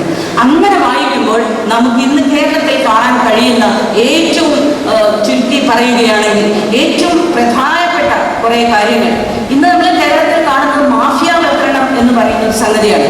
മാഫിയകൾ വനം, മണൽ, ഭൂമി, മണ്ണ്, വെള്ളം, ചന്ദനം, റിയൽ എസ്റ്റേറ്റ്, അബ്കാരി, ലോട്ടറി, ഇങ്ങനെ തുടങ്ങി ഈ കൊട്ടേഷൻ സംഘങ്ങളിൽ വരെ എത്തി നിൽക്കുന്ന ഒരു അവസ്ഥയിലേക്ക് ഈ സ്വത്ത് എന്ന് പറയുന്നത് പോയി കഴിഞ്ഞിരിക്കുകയാണ്. ഇന്ന് കേരളത്തിന്റെ ഭൂമിയെ കുറിച്ച് മാത്രം നമുക്ക് സംസാരിക്കാം. കേരളം നിർദ്ദേശിക്കപ്പെട്ടിട്ടുള്ളത്, പ്രകൃതി സഹജമായിട്ട് കേരളം ഇത്രയേറെ മഴകൾ, ഇത്രയേറെ പുഴകൾ, ഇത്രയേറെ തടാകങ്ങൾ, ഇത്രയേറെ കടൽക്കരകൾ, ഇത്രയേറെ ജലസ്രോതസ്സുകൾ, കിണറുകൾ, കുളങ്ങൾ, കൊക്കർണികൾ, തോടുകൾ എന്നൊക്കെ തുടങ്ങി ഇങ്ങനെ വെള്ളം കിനിയുന്ന ഒരു സ്വർഗഭൂമി, അതാണ് കേരളം. അതാണ് കേരളം ആയിരുന്നത്. ആ കേരളം കൊണ്ട് പ്രകൃതി അഥവാ ഈശ്വരൻ ഉദ്ദേശിച്ചിട്ടുള്ളത് ഇവിടുത്തെ മനുഷ്യർ കൃഷി ചെയ്ത് ലോകത്തെ പുലർത്തണം എന്നാണ്. ഇവിടുത്തെ മനുഷ്യർക്ക് ഉണ്ണാനുള്ളത് മാത്രമല്ല, ലോകത്തിന് മുഴുവൻ കൊടുക്കാനുള്ളത് ഇവിടെ ഉണ്ടാക്കാൻ പറ്റും. അതുകൊണ്ട് ഇവിടെ ഇങ്ങനെ അനുഗ്രഹിക്കപ്പെട്ടിട്ടുള്ളത് ഇവിടുത്തെ മനുഷ്യർ ഈ മണ്ണിൽ കുറവായി അധ്വാനിച്ചാലും കിട്ടും, അത്ര ഫലഭൂയിഷ്ഠമായ മണ്ണാണ്. ആ ഫലഭൂയിഷ്ഠമായ മണ്ണിൽ പണിയെടുത്ത് തങ്ങൾക്കും ലോകത്തിന് മുഴുവനും ഉള്ള അന്നം വിളയിച്ച് കൊടുക്കട്ടെ എന്നാണ് ദൈവനിർദ്ദേശം. പക്ഷെ ഇന്ന് നമുക്കറിയാം, നമുക്ക് ആവശ്യമുള്ളതിൻ്റെ എത്രയോ കുറവ് മാത്രമേ നമുക്ക് പോലും ഉൽപ്പാദിപ്പിക്കാൻ സാധിക്കുന്നു. ഭൂമിയുടെ നിർവചനം മാറിപ്പോയി. ഭൂമി എന്നാൽ കൃഷി ചെയ്യാനുള്ള ഇടം അല്ല, വൻതോതിൽ പാർപ്പിടങ്ങൾ ഉണ്ടാക്കാൻ, വൻതോതിൽ വിൽപ്പന ചരക്കാക്കാൻ, വിറ്റ് റിയൽ എസ്റ്റേറ്റ് മാഫിയകളും അതുപോലെയുള്ള മണ്ണ് മാഫിയകളും പിന്നെ കൽക്കരി ക്വാറിക്കാരും എല്ലാവരും കൂടി വിറ്റ് തുലയ്ക്കാൻ ഉള്ള ഒരു വസ്തുവാണ് ഭൂമി എന്നിങ്ങനെ ഭൂമിയുടെ ആത്മീയത നഷ്ടപ്പെട്ട ഒരു കാഴ്ചപ്പാടാണ് നമുക്ക് ഉള്ളത്. ഭൂമിയുടെ ആത്മീയത എന്ന് പറയുന്നത് പറുദീസ പരിപാലിക്കുക എന്ന് പറയുന്ന വചനത്തിൽ അടങ്ങിയിരിക്കുന്ന ഒന്നാണ്. ഭൂമിയെ പരിപാലിക്കാൻ എങ്ങനെ സാധിക്കും? വേലി കെട്ടിയോ മതിൽ കെട്ടിയോ പരിപാലിക്കുന്ന കാര്യമല്ല പറഞ്ഞത്. മണ്ണ് പരിപാലിക്കപ്പെടുന്നത് മണ്ണിൽ അധ്വാനിക്കുമ്പോഴാണ്. എത്രയോ വർഷങ്ങളുടെ കഠിനമായ അധ്വാനം കൊണ്ടാണ് ഒരു വയൽ രൂപപ്പെടുന്നത് എന്ന് നമുക്കറിയാം. ഇന്നോ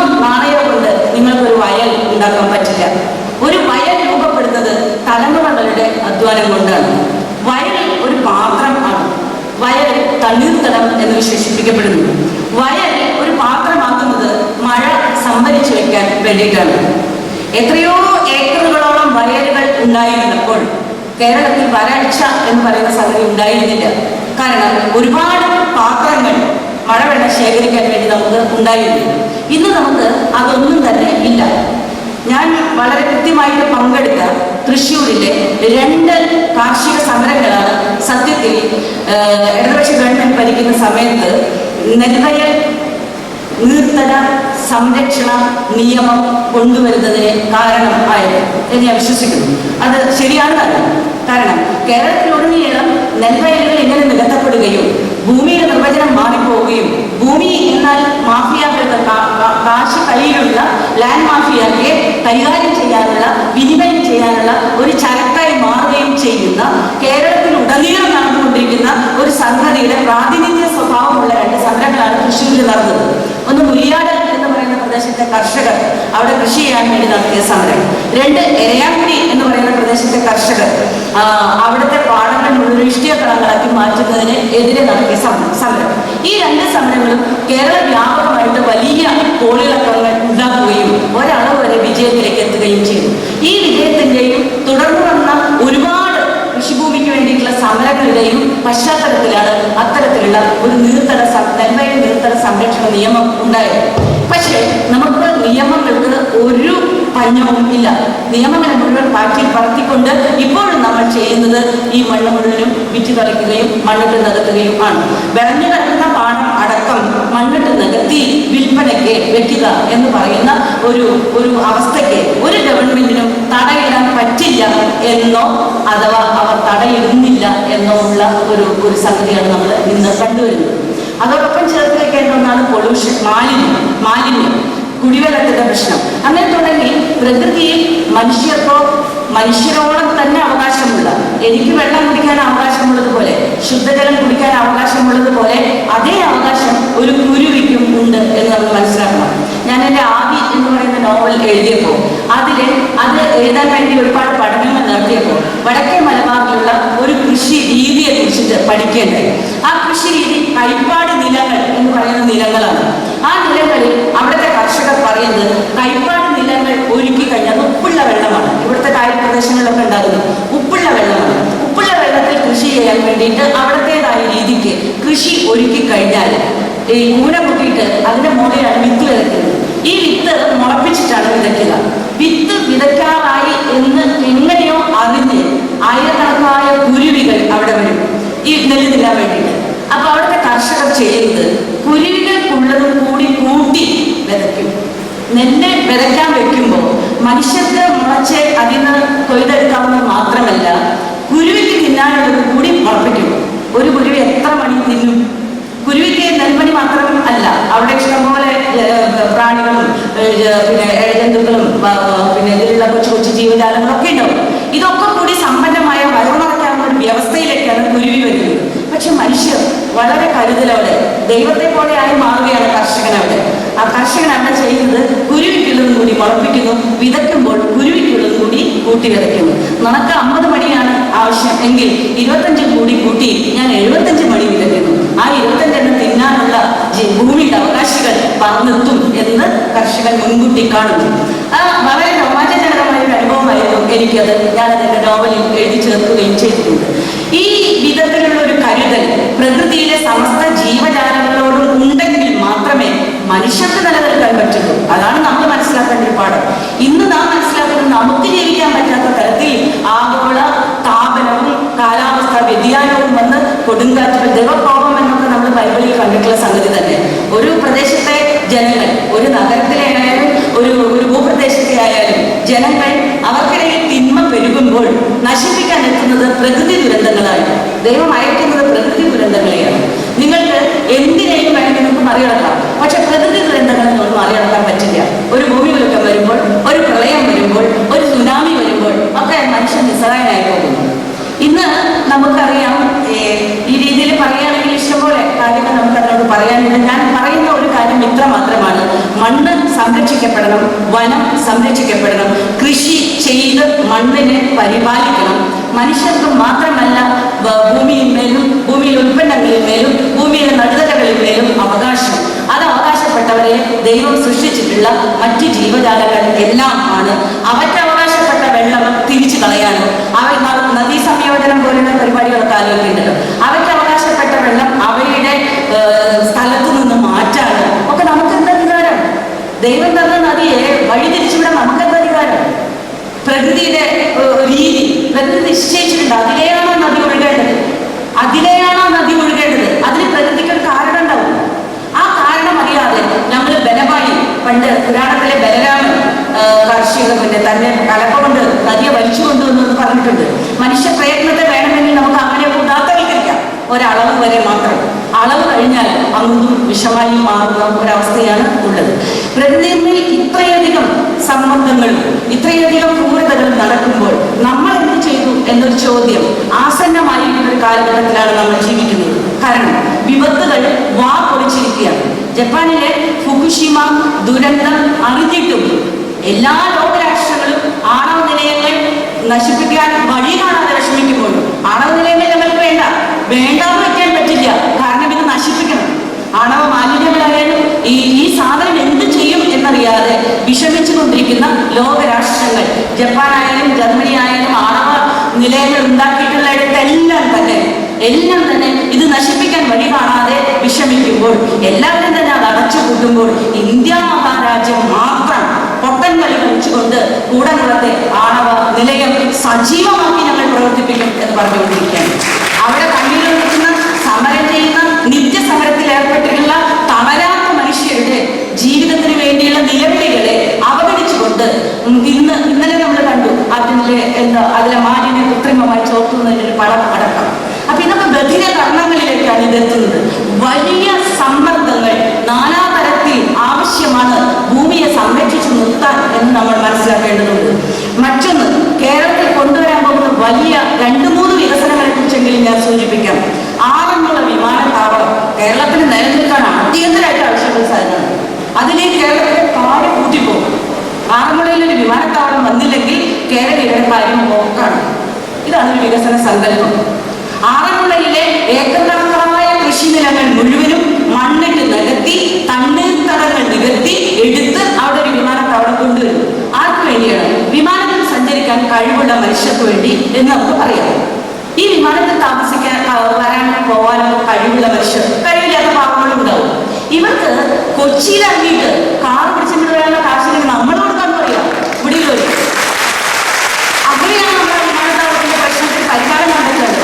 അവർക്ക് കാശില്ലെങ്കിൽ പൊതുജനങ്ങളായ നമ്മൾ പണ്ടൊക്കെ എൻ്റെ അമ്മ ഒരു കാര്യം ചെയ്യും. അരി വയ്ക്കുമ്പോൾ ഒരു പിടി അരി മാറ്റി വെക്കും. ചോറ് വയ്ക്കുമ്പോൾ 3 നാഴിയും അരിയാണ് എടുക്കേണ്ടതെങ്കിൽ അതൊരു പിടി ഇട്ടിട്ട് ഒരു പാത്രത്തിലിടും. അപ്പൊ എന്തിനാ അമ്മയത്? അത് പള്ളിയിലേക്ക് കൊടുക്കാനാണ്, സെന്റ് വിൻസെന്റ് ഇപ്പോൾ സംഘത്തിന് കൊടുക്കാനാണ്, പാവപ്പെട്ടവരുടെ വീട്ടിലേക്ക് എത്തിക്കാനാണ് എന്ന് പറഞ്ഞാൽ പോലെ നമ്മൾ ആഴ്ചയിൽ 1 രൂപയോ 2 രൂപയോ ഒക്കെ ഇവർക്ക് കൊച്ചിയിൽ നിന്ന് വരാനുള്ള കാശ് നമ്മൾ സംഭരിക്കുക. അല്ലാതെ മനുഷ്യരാശിക്ക് മുഴുവൻ ദ്രോഹം വരുത്തുന്ന തരത്തിലുള്ള ഒരു വിമാനത്താവളം കൂടി കേരളത്തിന്റെ ദുർബലമായ മണ്ണിലേക്ക് കൊണ്ടുവരാതിരിക്കാനുള്ളൊരു ബോധം അവർക്ക് കൊടുക്കണമേ എന്ന് പ്രാർത്ഥിക്കുകയും ചെയ്യുക. രണ്ടാമത്തെ വലിയൊരു വികസനമാണ് സ്കൈ സിറ്റി. സ്കൈ സിറ്റി കൊണ്ടുവരാൻ പോവാണ്.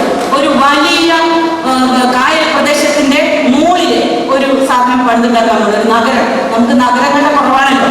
ഉള്ള നഗരത്തിലെ മാലിന്യം പരിഹരിക്കാൻ യാതൊരു വിവരവും അറിവില്ല വെക്കുന്നു.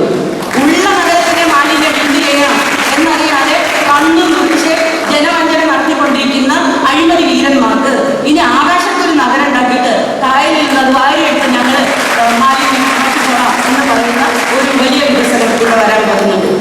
അതേപോലെ നദീ സംയോജനം, അത് ഇന്ത്യ ഒട്ടുക്കാതെയുള്ള ഒരു പ്രശ്നമാണ്. നമ്മൾ യുവാക്കൾ, നിങ്ങൾ യുവാക്കളിലും യുവതികളിലുമാണ് ഞങ്ങളുടെ ഏറ്റവും വലിയ പ്രതീക്ഷ.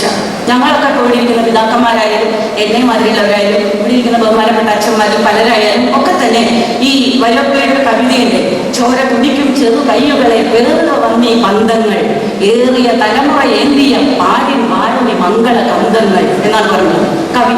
ചോര കുടിക്കും ചെറു കൈകളിലേക്കാണ് ഞങ്ങളുടെ ജീവിത അവസാന കാലത്ത് ഈ കത്തിച്ച പന്തങ്ങൾ, ഇവിടെ കത്തിച്ച തിരി പോലെ ഈ പന്തങ്ങൾ കൈമാറുന്നത്. എന്താണ് ആ പന്തം? അഗ്നി, ജീവനാണ്. അപ്പൊ ആ ജീവൻ ഏറിയ തലമുറ ഏന്തി കൊണ്ടുവന്നതാണ്. എൻ്റെ മുൻ തലമുറയാണ് എൻ്റെ കയ്യിൽ പന്തം തന്നത് ഞാൻ യുവതിയായിരുന്നപ്പോൾ, അല്ലെങ്കിൽ വേറൊരാൾക്ക് കൊടുത്ത് യുവാവായിരുന്നപ്പോൾ. ഞങ്ങളത് കൊണ്ടു നടന്നു കെടാതെ അതിൽ നിന്ന് നിരവധി തിരികൾ കൊളുത്തിക്കൊണ്ട് ഞങ്ങളിതാ വിളവാങ്ങുന്നു. ഈ പന്തങ്ങൾ നിങ്ങൾ ഏറ്റുവാങ്ങുക. യുവശക്തിയിൽ വളരെയധികം വിശ്വസിച്ച ഒരാളാണ് കവി വൈലോപ്പിള്ളി. അദ്ദേഹത്തിന്റെ മലത്തിരക്കൽ എന്ന് പറയുന്ന കവിതയിലെ മെസ്സേജ് തന്നെ അതാണ്. കുട്ടികൾ പഠിച്ചിട്ടുണ്ടെങ്കിൽ കുട്ടികൾക്ക് ഓർമ്മ വരും. അച്ഛനും മകനും കൂടിയിട്ട് ആവി വണ്ടി കൂടിയിട്ടോടാൻ ഒരു മല തുറന്ന് റെയിൽപാത ഉണ്ടാക്കണം.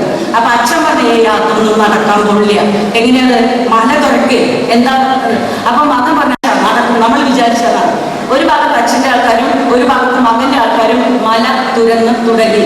നടുവിൽ ഒരു നേർത്ത പാളി മാത്രം അവശേഷിച്ചപ്പോൾ മകൻ വിളിച്ചു ചോദിച്ചു, അച്ഛനെ എൻ്റെ ഒച്ച കേൾക്കാമോ? അച്ഛൻ പറഞ്ഞു, മകനെ, നിന്റെ പ്രയത്നത്തിൽ, യുവത്വത്തിന്റെ ഊർജ്ജസ്വലമായ ശക്തിയിൽ, അതിൻ്റെ അധ്വാനത്തിൽ, അതിൻ്റെ ചിന്താശേഷിയിൽ, അതിൻ്റെ ജീവിത ദർശനത്തിലൊക്കെ ഞാൻ അഭിമാനം കൊള്ളുന്നു എന്ന് നിങ്ങളെ പറ്റി പറയാൻ ഞാൻ അടുത്ത തലമുറയ്ക്ക് സാധിക്കണം. നിങ്ങൾ യുവാക്കൾ ഏറ്റവും സന്മനസ്സോടുകൂടി ജീവിക്കുന്ന ഒരു കാലഘട്ടമാണ് യൗവനം എന്ന് പറയുന്നത്. ഇവിടുത്തെ പ്രശ്നങ്ങൾ പറയാൻ തുടങ്ങുകയാണെങ്കിൽ നേരത്താലും തീരില്ല, അത്രയധികം പ്രശ്നങ്ങൾ ഉണ്ട്. നാം പ്രകൃതിയെ സ്നേഹിക്കുന്നുണ്ടെങ്കിൽ നാം സ്ത്രീകളോട് സമഭാവനയോടെ പെരുമാറും. ദളിതരോട്, ആദിവാസികളോട്. കേരളത്തിലെ ഏറ്റവും വലിയ ഭൂപരിഷ്കരണം കൊണ്ടുവന്നിട്ട് പുറത്താക്കപ്പെട്ടവർ ദളിതരാണ്. സി ശ്രീരാമന്റെ കഥയിലെ ഒരു ചോദ്യം ഉണ്ട്. വരമ്പത്ത് കൂടെ നടന്ന കൈക്കാരന് കിട്ടി ഭൂമി, പക്ഷെ 24 മണിക്കൂറും വെള്ളത്തിൽ മുങ്ങിക്കിടന്ന ഈ ജലജീവി പൊന്തന്മാടയ്ക്ക് എന്ത് കിട്ടി? ഈ ജലജീവി പൊന്തന്മാടയുടെ കയ്യിലായിരുന്നു ഭൂമി എങ്കിൽ കേരളത്തിൽ ഈ നാശം സംഭവിക്കുകയില്ലായിരുന്നു. കേരളത്തിൽ ഇത്ര വലിയ നാശം സംഭവിച്ചതിന്റെ പ്രധാനപ്പെട്ട കാരണം കേരളത്തിലെ ഭൂപരിഷ്കരണം തെറ്റായ രീതിയിലാണ് നടത്തപ്പെട്ടത് എന്നതിനാലാണ്.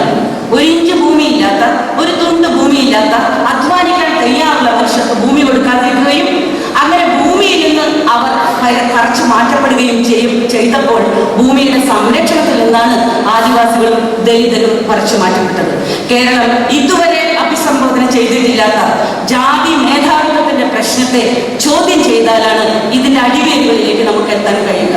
കേരളത്തിൽ ഇപ്പോഴും ഭരണകക്ഷിയിലായാലും മതങ്ങളിലായാലും എല്ലാത്തിലായാലും നിലകൊള്ളുന്ന നിഷ്ഠൂരമായ ജാതി മേധാവിത്വത്തിന്റെ, സവർണ മേധാവിത്വത്തിന്റെ പ്രശ്നം ചോദ്യം ചെയ്തുകൊണ്ട് ഭൂമിയുടെ അടിവേരുകളിലേക്ക് സഞ്ചരിക്കാൻ നാം എപ്പോൾ തയ്യാറാകുന്നു, എപ്പോൾ നാം ആദിവാസികളുടെ ഒപ്പം, എപ്പോൾ നാം ദളിതരുടെ ഒപ്പം, എപ്പോൾ നാം അധ്വാനിക്കുന്ന മനുഷ്യരുടെ ഒപ്പം നിൽക്കാൻ തയ്യാറാകുന്നുവോ അപ്പോൾ മാത്രമേ നമുക്ക് ഈ പ്രശ്നം പരിഹരിക്കാൻ പറ്റുള്ളൂ.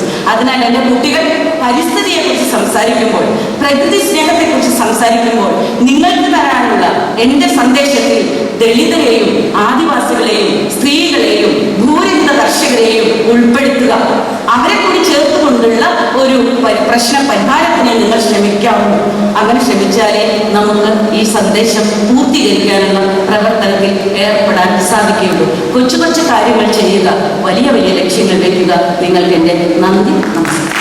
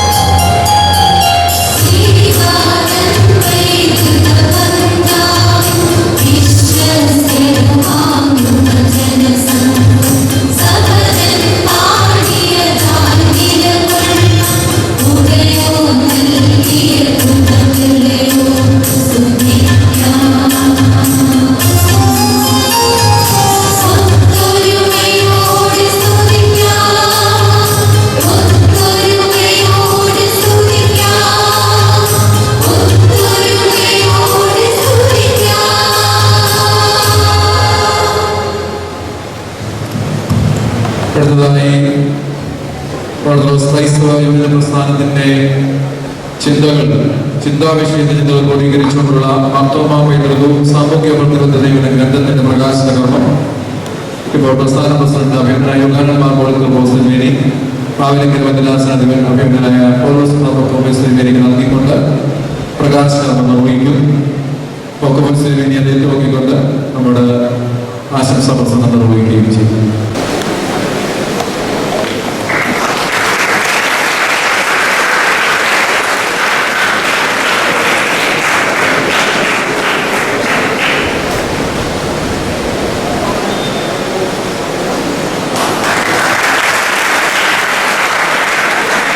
പരിശുദ്ധ ഭാവതിരുമേനിയും വന്യ വൈദിക അഭിനന്ദ തിരുമേനിമാരെ വന്യ വൈദിക സൃഷ്ടിയെ ഈ സമ്മേളനം ശ്രദ്ധിക്കുന്നതിന് വരുന്നു.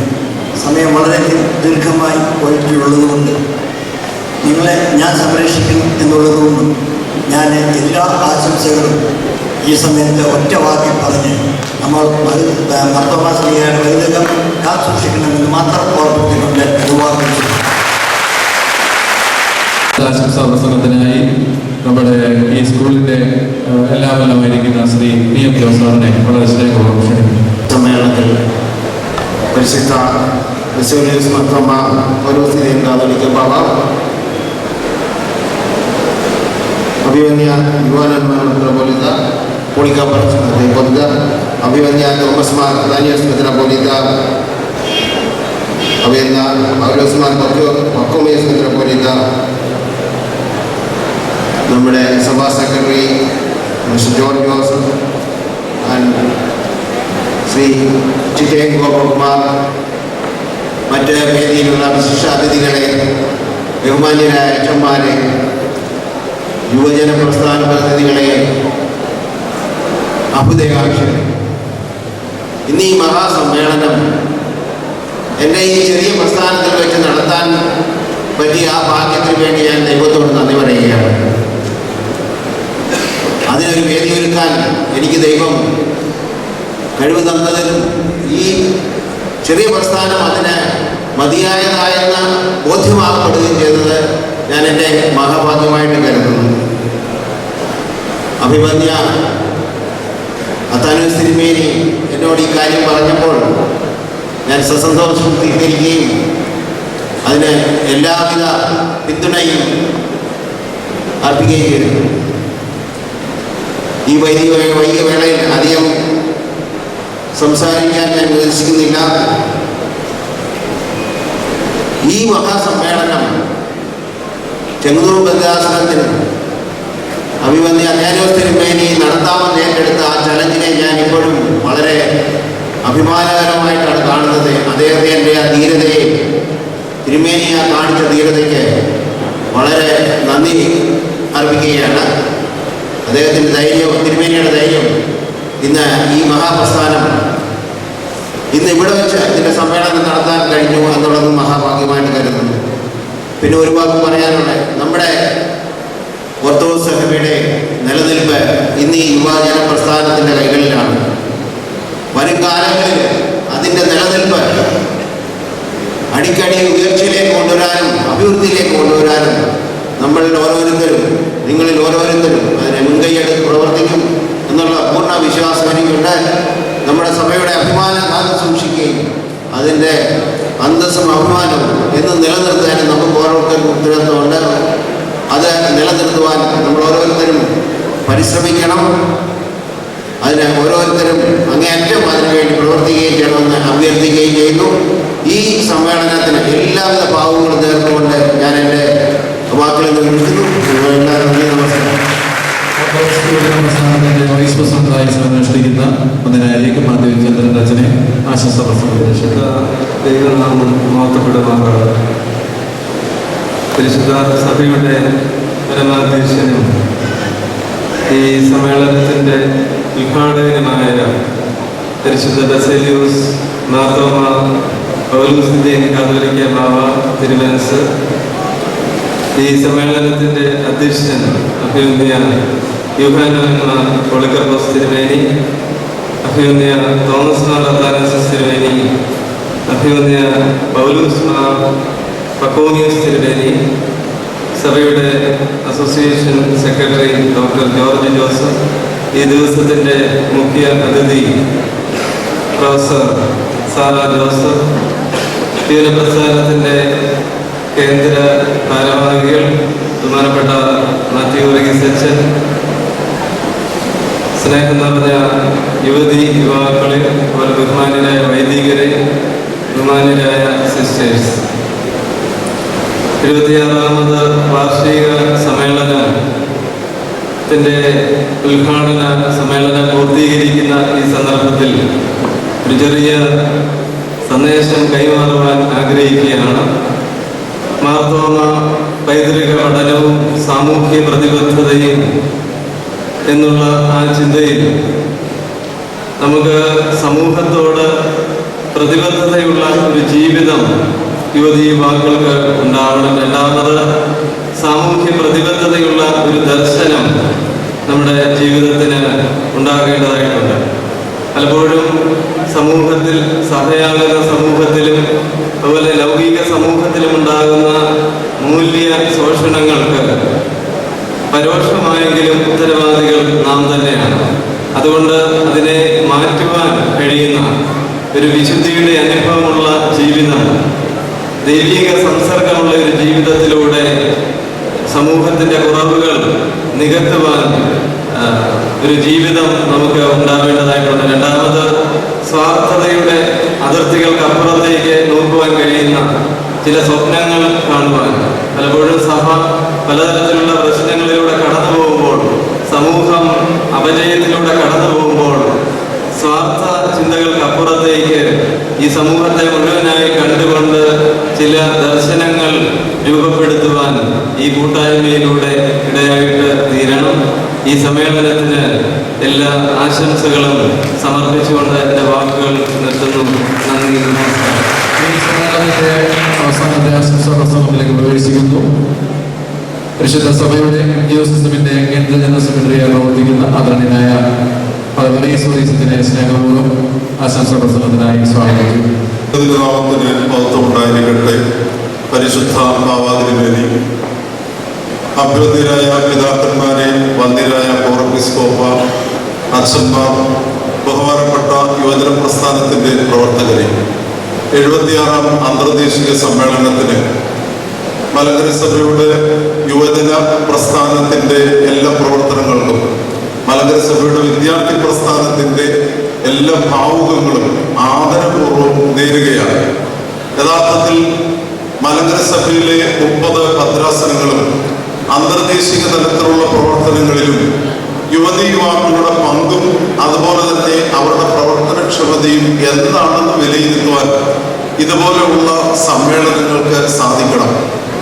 മലങ്കര സഭയിലെ യുവജനങ്ങളുടെ ഇടയിൽ പ്രവർത്തിക്കുന്ന 2 പ്രധാനപ്പെട്ട പ്രസ്ഥാനങ്ങളാണ് യുവജന പ്രസ്ഥാനവും സഭയിലെ വിദ്യാർത്ഥി പ്രസ്ഥാനവും. ഒരുമിച്ച് പ്രവർത്തിക്കുവാനുള്ള അനേക സന്ദർഭങ്ങൾ ഈ 2 ആധ്യാത്മിക സംഘടനകൾക്കുമുണ്ട്.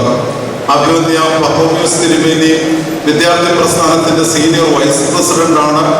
യഥാർത്ഥത്തിൽ ഈ ഭദ്രാസനത്തിന്റെ അത്താനാസ്യോസ് തിരുമേനിയുടെ ആതിഥേയത്വത്തിൽ നടത്തപ്പെടുന്ന സമ്മേളനം അഭിവന്യ തിരുമേനിയുടെയും പരിശുദ്ധ ബാബ തിരുമേനിയുടെയും ഒക്കെ സാന്നിധ്യത്താൽ സഭയിലെ യുവജനങ്ങൾക്ക് ലഭിക്കേണ്ട യഥാർത്ഥത്തിലുള്ള മാർഗദർശനം ഈ സമ്മേളനത്തിലൂടെ ഉരുത്തിരിയട്ടെ എന്ന് പ്രാർത്ഥിക്കുന്നു.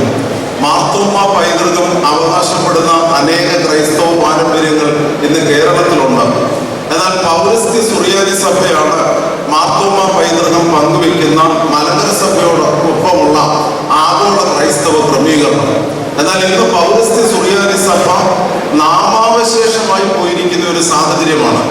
മലങ്കര സഭയ്ക്കും ഇങ്ങനെ ഒരു ഗതികേട് ഉണ്ടാകാതിരിക്കണമെങ്കിൽ നമ്മുടെ ക്രെഡിബിലിറ്റിയെ കുറിച്ച്, വിശ്വാസ്യതയെ കുറിച്ച് ബോധ്യമുണ്ടാകുവാനും സഭയുടെ വരുന്ന തലമുറയെ എന്താണ് പ്രാധാന്യമെന്ന് മനസ്സിലാക്കി പരിശീലിപ്പിക്കുവാനും സാധിക്കണം.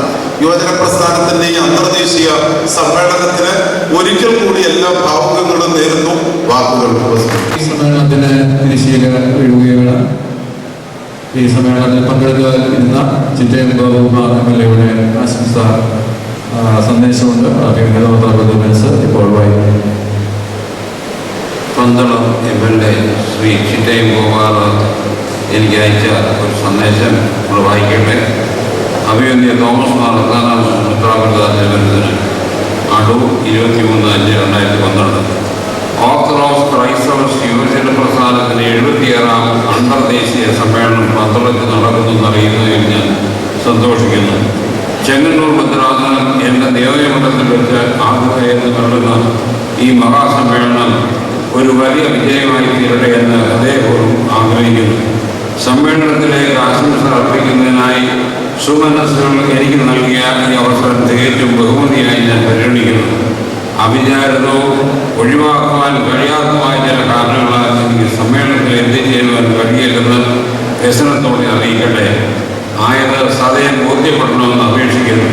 പരിശുദ്ധ സഭയുടെ പരമാധ്യക്ഷൻ ഗോറാൻമാർ ബസേലിയോസ് മാർത്തമ്മ പൗലോസ് തിരിയൻ ബാവ എന്നിവരുടെ സാന്നിധ്യം കൊണ്ട് ധന്യമായ വേദിയിൽ സഭയിലെ മറ്റ് അഭിമന്യരായ പുരോഹിത പ്രമുഖർക്കൊപ്പം വേദി പങ്കിടുവാൻ കഴിയാത്തത് അപരിഹാര്യമായ നഷ്ടമായി ഞാൻ കരുതുന്നു. സാമൂഹിക മാറ്റത്തിൽ എക്കാലവും ഓർത്തഡോക്സ് വിഭജന പ്രസ്ഥാനത്തിന് പങ്ക് ചെറുതല്ലായെന്ന് ഞാൻ ബോധ്യപ്പെടുന്നു. ഈ 76ാം അന്തർദേശീയ സമ്മേളനത്തിലും കാലികമായ സാമൂഹ്യ മാറ്റം ഉൾക്കൊണ്ട് മുൻകാലങ്ങളെ പോലെ ആത്മീയതയിലും ഊന്നിയ സാമൂഹിക പ്രകൃതിയോട് പ്രതികരിക്കുവാനും മുന്നേറുവാനും നേതൃത്വം നൽകുവാനും ഇവിടെ എത്തിയിട്ടുള്ള യുവാക്കളായ പ്രതിനിധികളെ ഞാൻ പ്രത്യേകമായി അഭിവാദം ചെയ്യുന്നു. രാജ്യത്തിൻ്റെ സാമൂഹിക പുരോഗതിക്ക് ചാലകശക്തി നൽകുവാനും കൂടുതൽ കരുത്തോടെ പ്രവർത്തിക്കുവാനും കഴിയട്ടെ എന്ന് ആത്മാർത്ഥമായി ആഗ്രഹിച്ചുകൊണ്ട് ഈ സമ്മേളനത്തിന് എൻ്റെ എല്ലാവിധ ഹൃദയപൂർവമായ വിജയാശംസകളുടെ വിനയപൂർവ്വം ചിട്ടയും ഈ സമ്മേളനത്തിന് നന്ദി രേഖപ്പെടുത്തുവാൻ ചെങ്ങന്നൂർ ഭദ്രാസനത്തിൻ്റെ സെക്രട്ടറി, ഈ വലിയ സമ്മേളനത്തിൻ്റെ മുഖ്യ സംഘാടകരും അഖിലമലങ്കര മതപരിമാറ്റ വൈസ് പ്രസിഡന്റുമായിരിക്കുന്ന മാത്യു വർഗീസ് മുൻപോട്ടിനെ സ്വാഗതം ചെയ്തു. പരിശുദ്ധ അഭിവന്യ തിരുമേനിമാരെ, വിശിഷ്ട അതിഥികളെ, യുവജന പ്രസ്ഥാനത്തിൻ്റെ പ്രവർത്തകരെ, ബഹുമാന്യരായ വൈദികരെ, ഒരു വാക്കിൽ ഏവർക്കും നന്ദി പ്രകാശിപ്പിച്ച് എൻ്റെ ഉദ്യമത്തിന് വിരമിക്കുന്നു. അഖില മലങ്കര ഓർത്തഡോക്സ് സുറിയാനി സഭയുടെ യുവജന വിഭാഗമായ ക്രൈസ്തവ യുവജന പ്രസ്ഥാനത്തിൻ്റെ 76ാമത് അന്തർദേശീയ കോൺഫറൻസ് ഔപചാരികമായി ഉദ്ഘാടനം ചെയ്ത് പ്രസംഗങ്ങളോടൊപ്പം പ്രവർത്തനങ്ങൾക്ക് മുൻതൂക്കം നൽകി യുവജനങ്ങൾ മുൻനിരയിലേക്ക് കടന്നു വരണം എന്ന് ആഹ്വാനം ചെയ്ത പരിശുദ്ധ സഭയുടെ മേലധ്യക്ഷനും മലങ്കര മെത്രാപ്പൊലീത്തായുമായ പരിശുദ്ധ ബസേലിയോസ് മാർത്തോമ പൗലോസ് തിരിയൻ കാതോലിക്ക ബാവയോട് ഈ സമ്മേളനത്തിനും ചെങ്ങന്നൂർ ഭദ്രാസനമുള്ളതായ ഭക്തി ആദരവുകൾ ഈ സമയത്തെ ഉത്പാദനങ്ങൾ സമർപ്പിക്കും. ഇന്ന് ഈ ഉദ്ഘാടന സമ്മേളനത്തിൽ സന്നിഹിതനായി അനുഗ്രഹ ആശംസകൾ തെളിഞ്ഞു വന്ന ഈ സമ്മേളനത്തിൻ്റെ രക്ഷാധികാരിയായിരിക്കുന്ന ചെങ്ങന്നൂർ ഭദ്രാസന മെത്രാപ്പൊലീത്ത തോമസ് മാർ അത്താനാസ്യോസ് തിരുമേനി, പ്രസ്ഥാനത്തിൻ്റെ പ്രസിഡന്റും ഈ സമ്മേളനത്തിൻ്റെ അധ്യക്ഷനുമായിരിക്കുന്ന അഭിമന്യനായ യൂഹാനൻ മാർ ഒഴുക്കത്തോസ് തിരുമേനി, മാവേലിക്കര ഭദ്രാസനത്തിൻ്റെ മെത്രാപ്പൊലീത്തായിരിക്കുന്ന അഭിമന്യനായ പൗലോസ് മാർ പക്കോമോസ് തിരുമേനി, സാന്നിധ്യം കൊണ്ട് അനുഗ്രഹിച്ച അഭിമന്യനായ കുര്യാക്കോസ് മാർ ക്ലീമീസ് മെത്രാപ്പൊലീത്ത തിരുമേനി, അഭിമന്യനായ ഗബ്രിയേൽ മാർ ഗ്രിഗോറിയോസ് തിരുമേനി, അഭിമന്യനായ സക്രിയാസ് മാർ അന്തോണിയോസ് തിരുമേനി എന്നീ മെത്രാപ്പൊലീത്തന്മാരോടും ഈ സമ്മേളനത്തിനുള്ളതായ അഗൈതവമായ നന്ദി പ്രകാശിപ്പിക്കുന്നു. ഇന്ന് ഈ സമ്മേളനത്തിൽ ഹരിത കേരള സന്ദേശം നൽകി യുവജനങ്ങളെ കൂടുതൽ ഉത്തേജനം നൽകി സംസാരിച്ച നമ്മുടെ പ്രിയങ്കരിയായ പ്രൊഫസർ സാറ ജോസഫ് ക്രൈസ്തവ യുവജന പ്രസ്ഥാനത്തിനും സഭയ്ക്കുമുള്ളതായ പ്രത്യേകമായുള്ള നന്ദിയും കടപ്പാടും പ്രകാശിപ്പിക്കുന്നു. ഈ സമ്മേളനം ഇവിടെ വെച്ച് നടക്കത്തക്കവണ്ണം ഇതിനാവശ്യം എല്ലാ ക്രമീകരണങ്ങളും ചെയ്ത് സഹായിച്ചുകൊണ്ടിരിക്കുന്ന എല്ലാ സഹകരണങ്ങളും വാഗ്ദാനം ചെയ്ത് ഇത് നമുക്ക് ആവശ്യമായ ഉദ്ബോധനം നൽകി അനുഗ്രഹിച്ച ഈ സ്കൂളിൻ്റെ എല്ലാമായിരിക്കുന്ന ബഹുമാന്യനായ PM ജോസഫ് അവരോട് ഞങ്ങൾക്കുള്ള അഗൈതവമായ നന്ദി പ്രകാശിക്കുന്നു. സാന്നിധ്യം കൊണ്ട് അനുഗ്രഹിച്ച നമ്മുടെ മലങ്കര സുറിയാനി സഭയുടെ അസോസിയേഷൻ സെക്രട്ടറി ആയിരിക്കുന്ന ഡോക്ടർ ജോർജ് അവരോട് ഞങ്ങൾക്കുള്ള നിസ്സീമമായ നന്ദി പ്രകാശിപ്പിക്കുന്നു. ഒപ്പം തന്നെ ഈ പ്രസ്ഥാനത്തിൻ്റെ വൈസ് പ്രസിഡന്റ് ബഹുമാന്യനായ ജേക്കബ് മാത്യു അച്ഛൻ, ജനറൽ സെക്രട്ടറി ആയിരിക്കുന്ന ബഹുമാന്യനായ സ്റ്റീഫൻ വർഗീസ് അച്ഛൻ, കേന്ദ്ര പ്രതിനിധികൾ ഏവരോടും പ്രത്യേകമായ നന്ദി അറിയിക്കുന്നു. ഈ പ്രസ്ഥാനത്തിന്റെ തന്നെ ഒരു ഘടകമായിരിക്കുന്ന ഗ്രിഗോറിയസ് വിദ്യാർത്ഥി പ്രസ്ഥാനത്തിന്റെ സെക്രട്ടറി ആയിരിക്കുന്ന ബഹുമാന്യനായ വർഗീസ് അച്ഛൻ നമുക്ക് ആവശ്യമായുള്ള ഉപദേശം നൽകി അനുഗ്രഹിച്ചു. ബഹുമാനപ്പെട്ട അച്ഛനോടും ഞങ്ങൾക്കുള്ള അഗൈതവുമായ നന്ദി പ്രകാശിപ്പിക്കുന്നു. ഇന്ന് ഈ സമ്മേളനത്തിൽ സാന്നിധ്യം കൊണ്ട് അനുഗ്രഹിച്ച ബഹുമാന്യരായ കോറക്കസ്കോപ്പ അച്ഛന്മാർ, വാദ്യരായ വൈദിക ശ്രേഷ്ഠർ, പ്രിയപ്പെട്ട സിസ്റ്റേഴ്സ്, നിങ്ങളോടുള്ള പ്രത്യേകമായുള്ള നന്ദിയും സ്നേഹവും അറിയിക്കും. നമ്മുടെ ഈ സമ്മേളനത്തിന്റെ ഒരുപക്ഷെങ്കിൽ അഭിനന്ദനായ ഒളിഗ്രബോസിനെ വേണ്ടി സൂചിപ്പിച്ചതുപോലെ തെക്ക് നടക്കുന്ന സംഭവം വടക്കും അറിയത്തക്കവണ്ണം പത്രമാധ്യമങ്ങൾ വളരെയധികം ശുഷ്കാന്തിയോടെ ഈ കാര്യത്തിൽ സഹകരിക്കുന്നുള്ളത് വളരെ സന്തോഷമുണ്ട്. എല്ലാ പത്രമാധ്യമ പ്രവർത്തകരോടും ഈ സമ്മേളനത്തിലായ പ്രത്യേകമായുള്ള നന്ദി പ്രകാശിക്കുന്നു. ഇവിടെ 3-4 ദിവസം ഈ സമ്മേളനത്തിൽ സംബന്ധിക്കുന്ന യുവതി യുവാക്കളായ എല്ലാ പ്രതിനിധികളോടും അതുപോലെ തന്നെ ഇതിൽ സഹകരിക്കുന്ന ഏവരോടും ഒരു വാക്കിൽ നന്ദി പ്രകാശിപ്പിച്ച് എൻ്റെ വാക്കുകൾ ഉപസ്മരിക്കുന്നു. ദൈവം അനുഗ്രഹിക്കും. ഈ സമ്മേളനം ഇവിടെ പരിസമാപ്തിയിലെത്തുന്നു. ഉടൻ തന്നെ ഈ ഓഡിറ്റോറിയത്തിൽ വെച്ച് സന്ധ്യാനമസ്കാരം ആരംഭിക്കുമെന്ന് പ്രസ്ഥാനത്തിന് വേണ്ടി അഭിനന്ദനത്തിന് വേണ്ടി പ്രത്യേകമായിട്ട് അറിയിക്കുന്നു.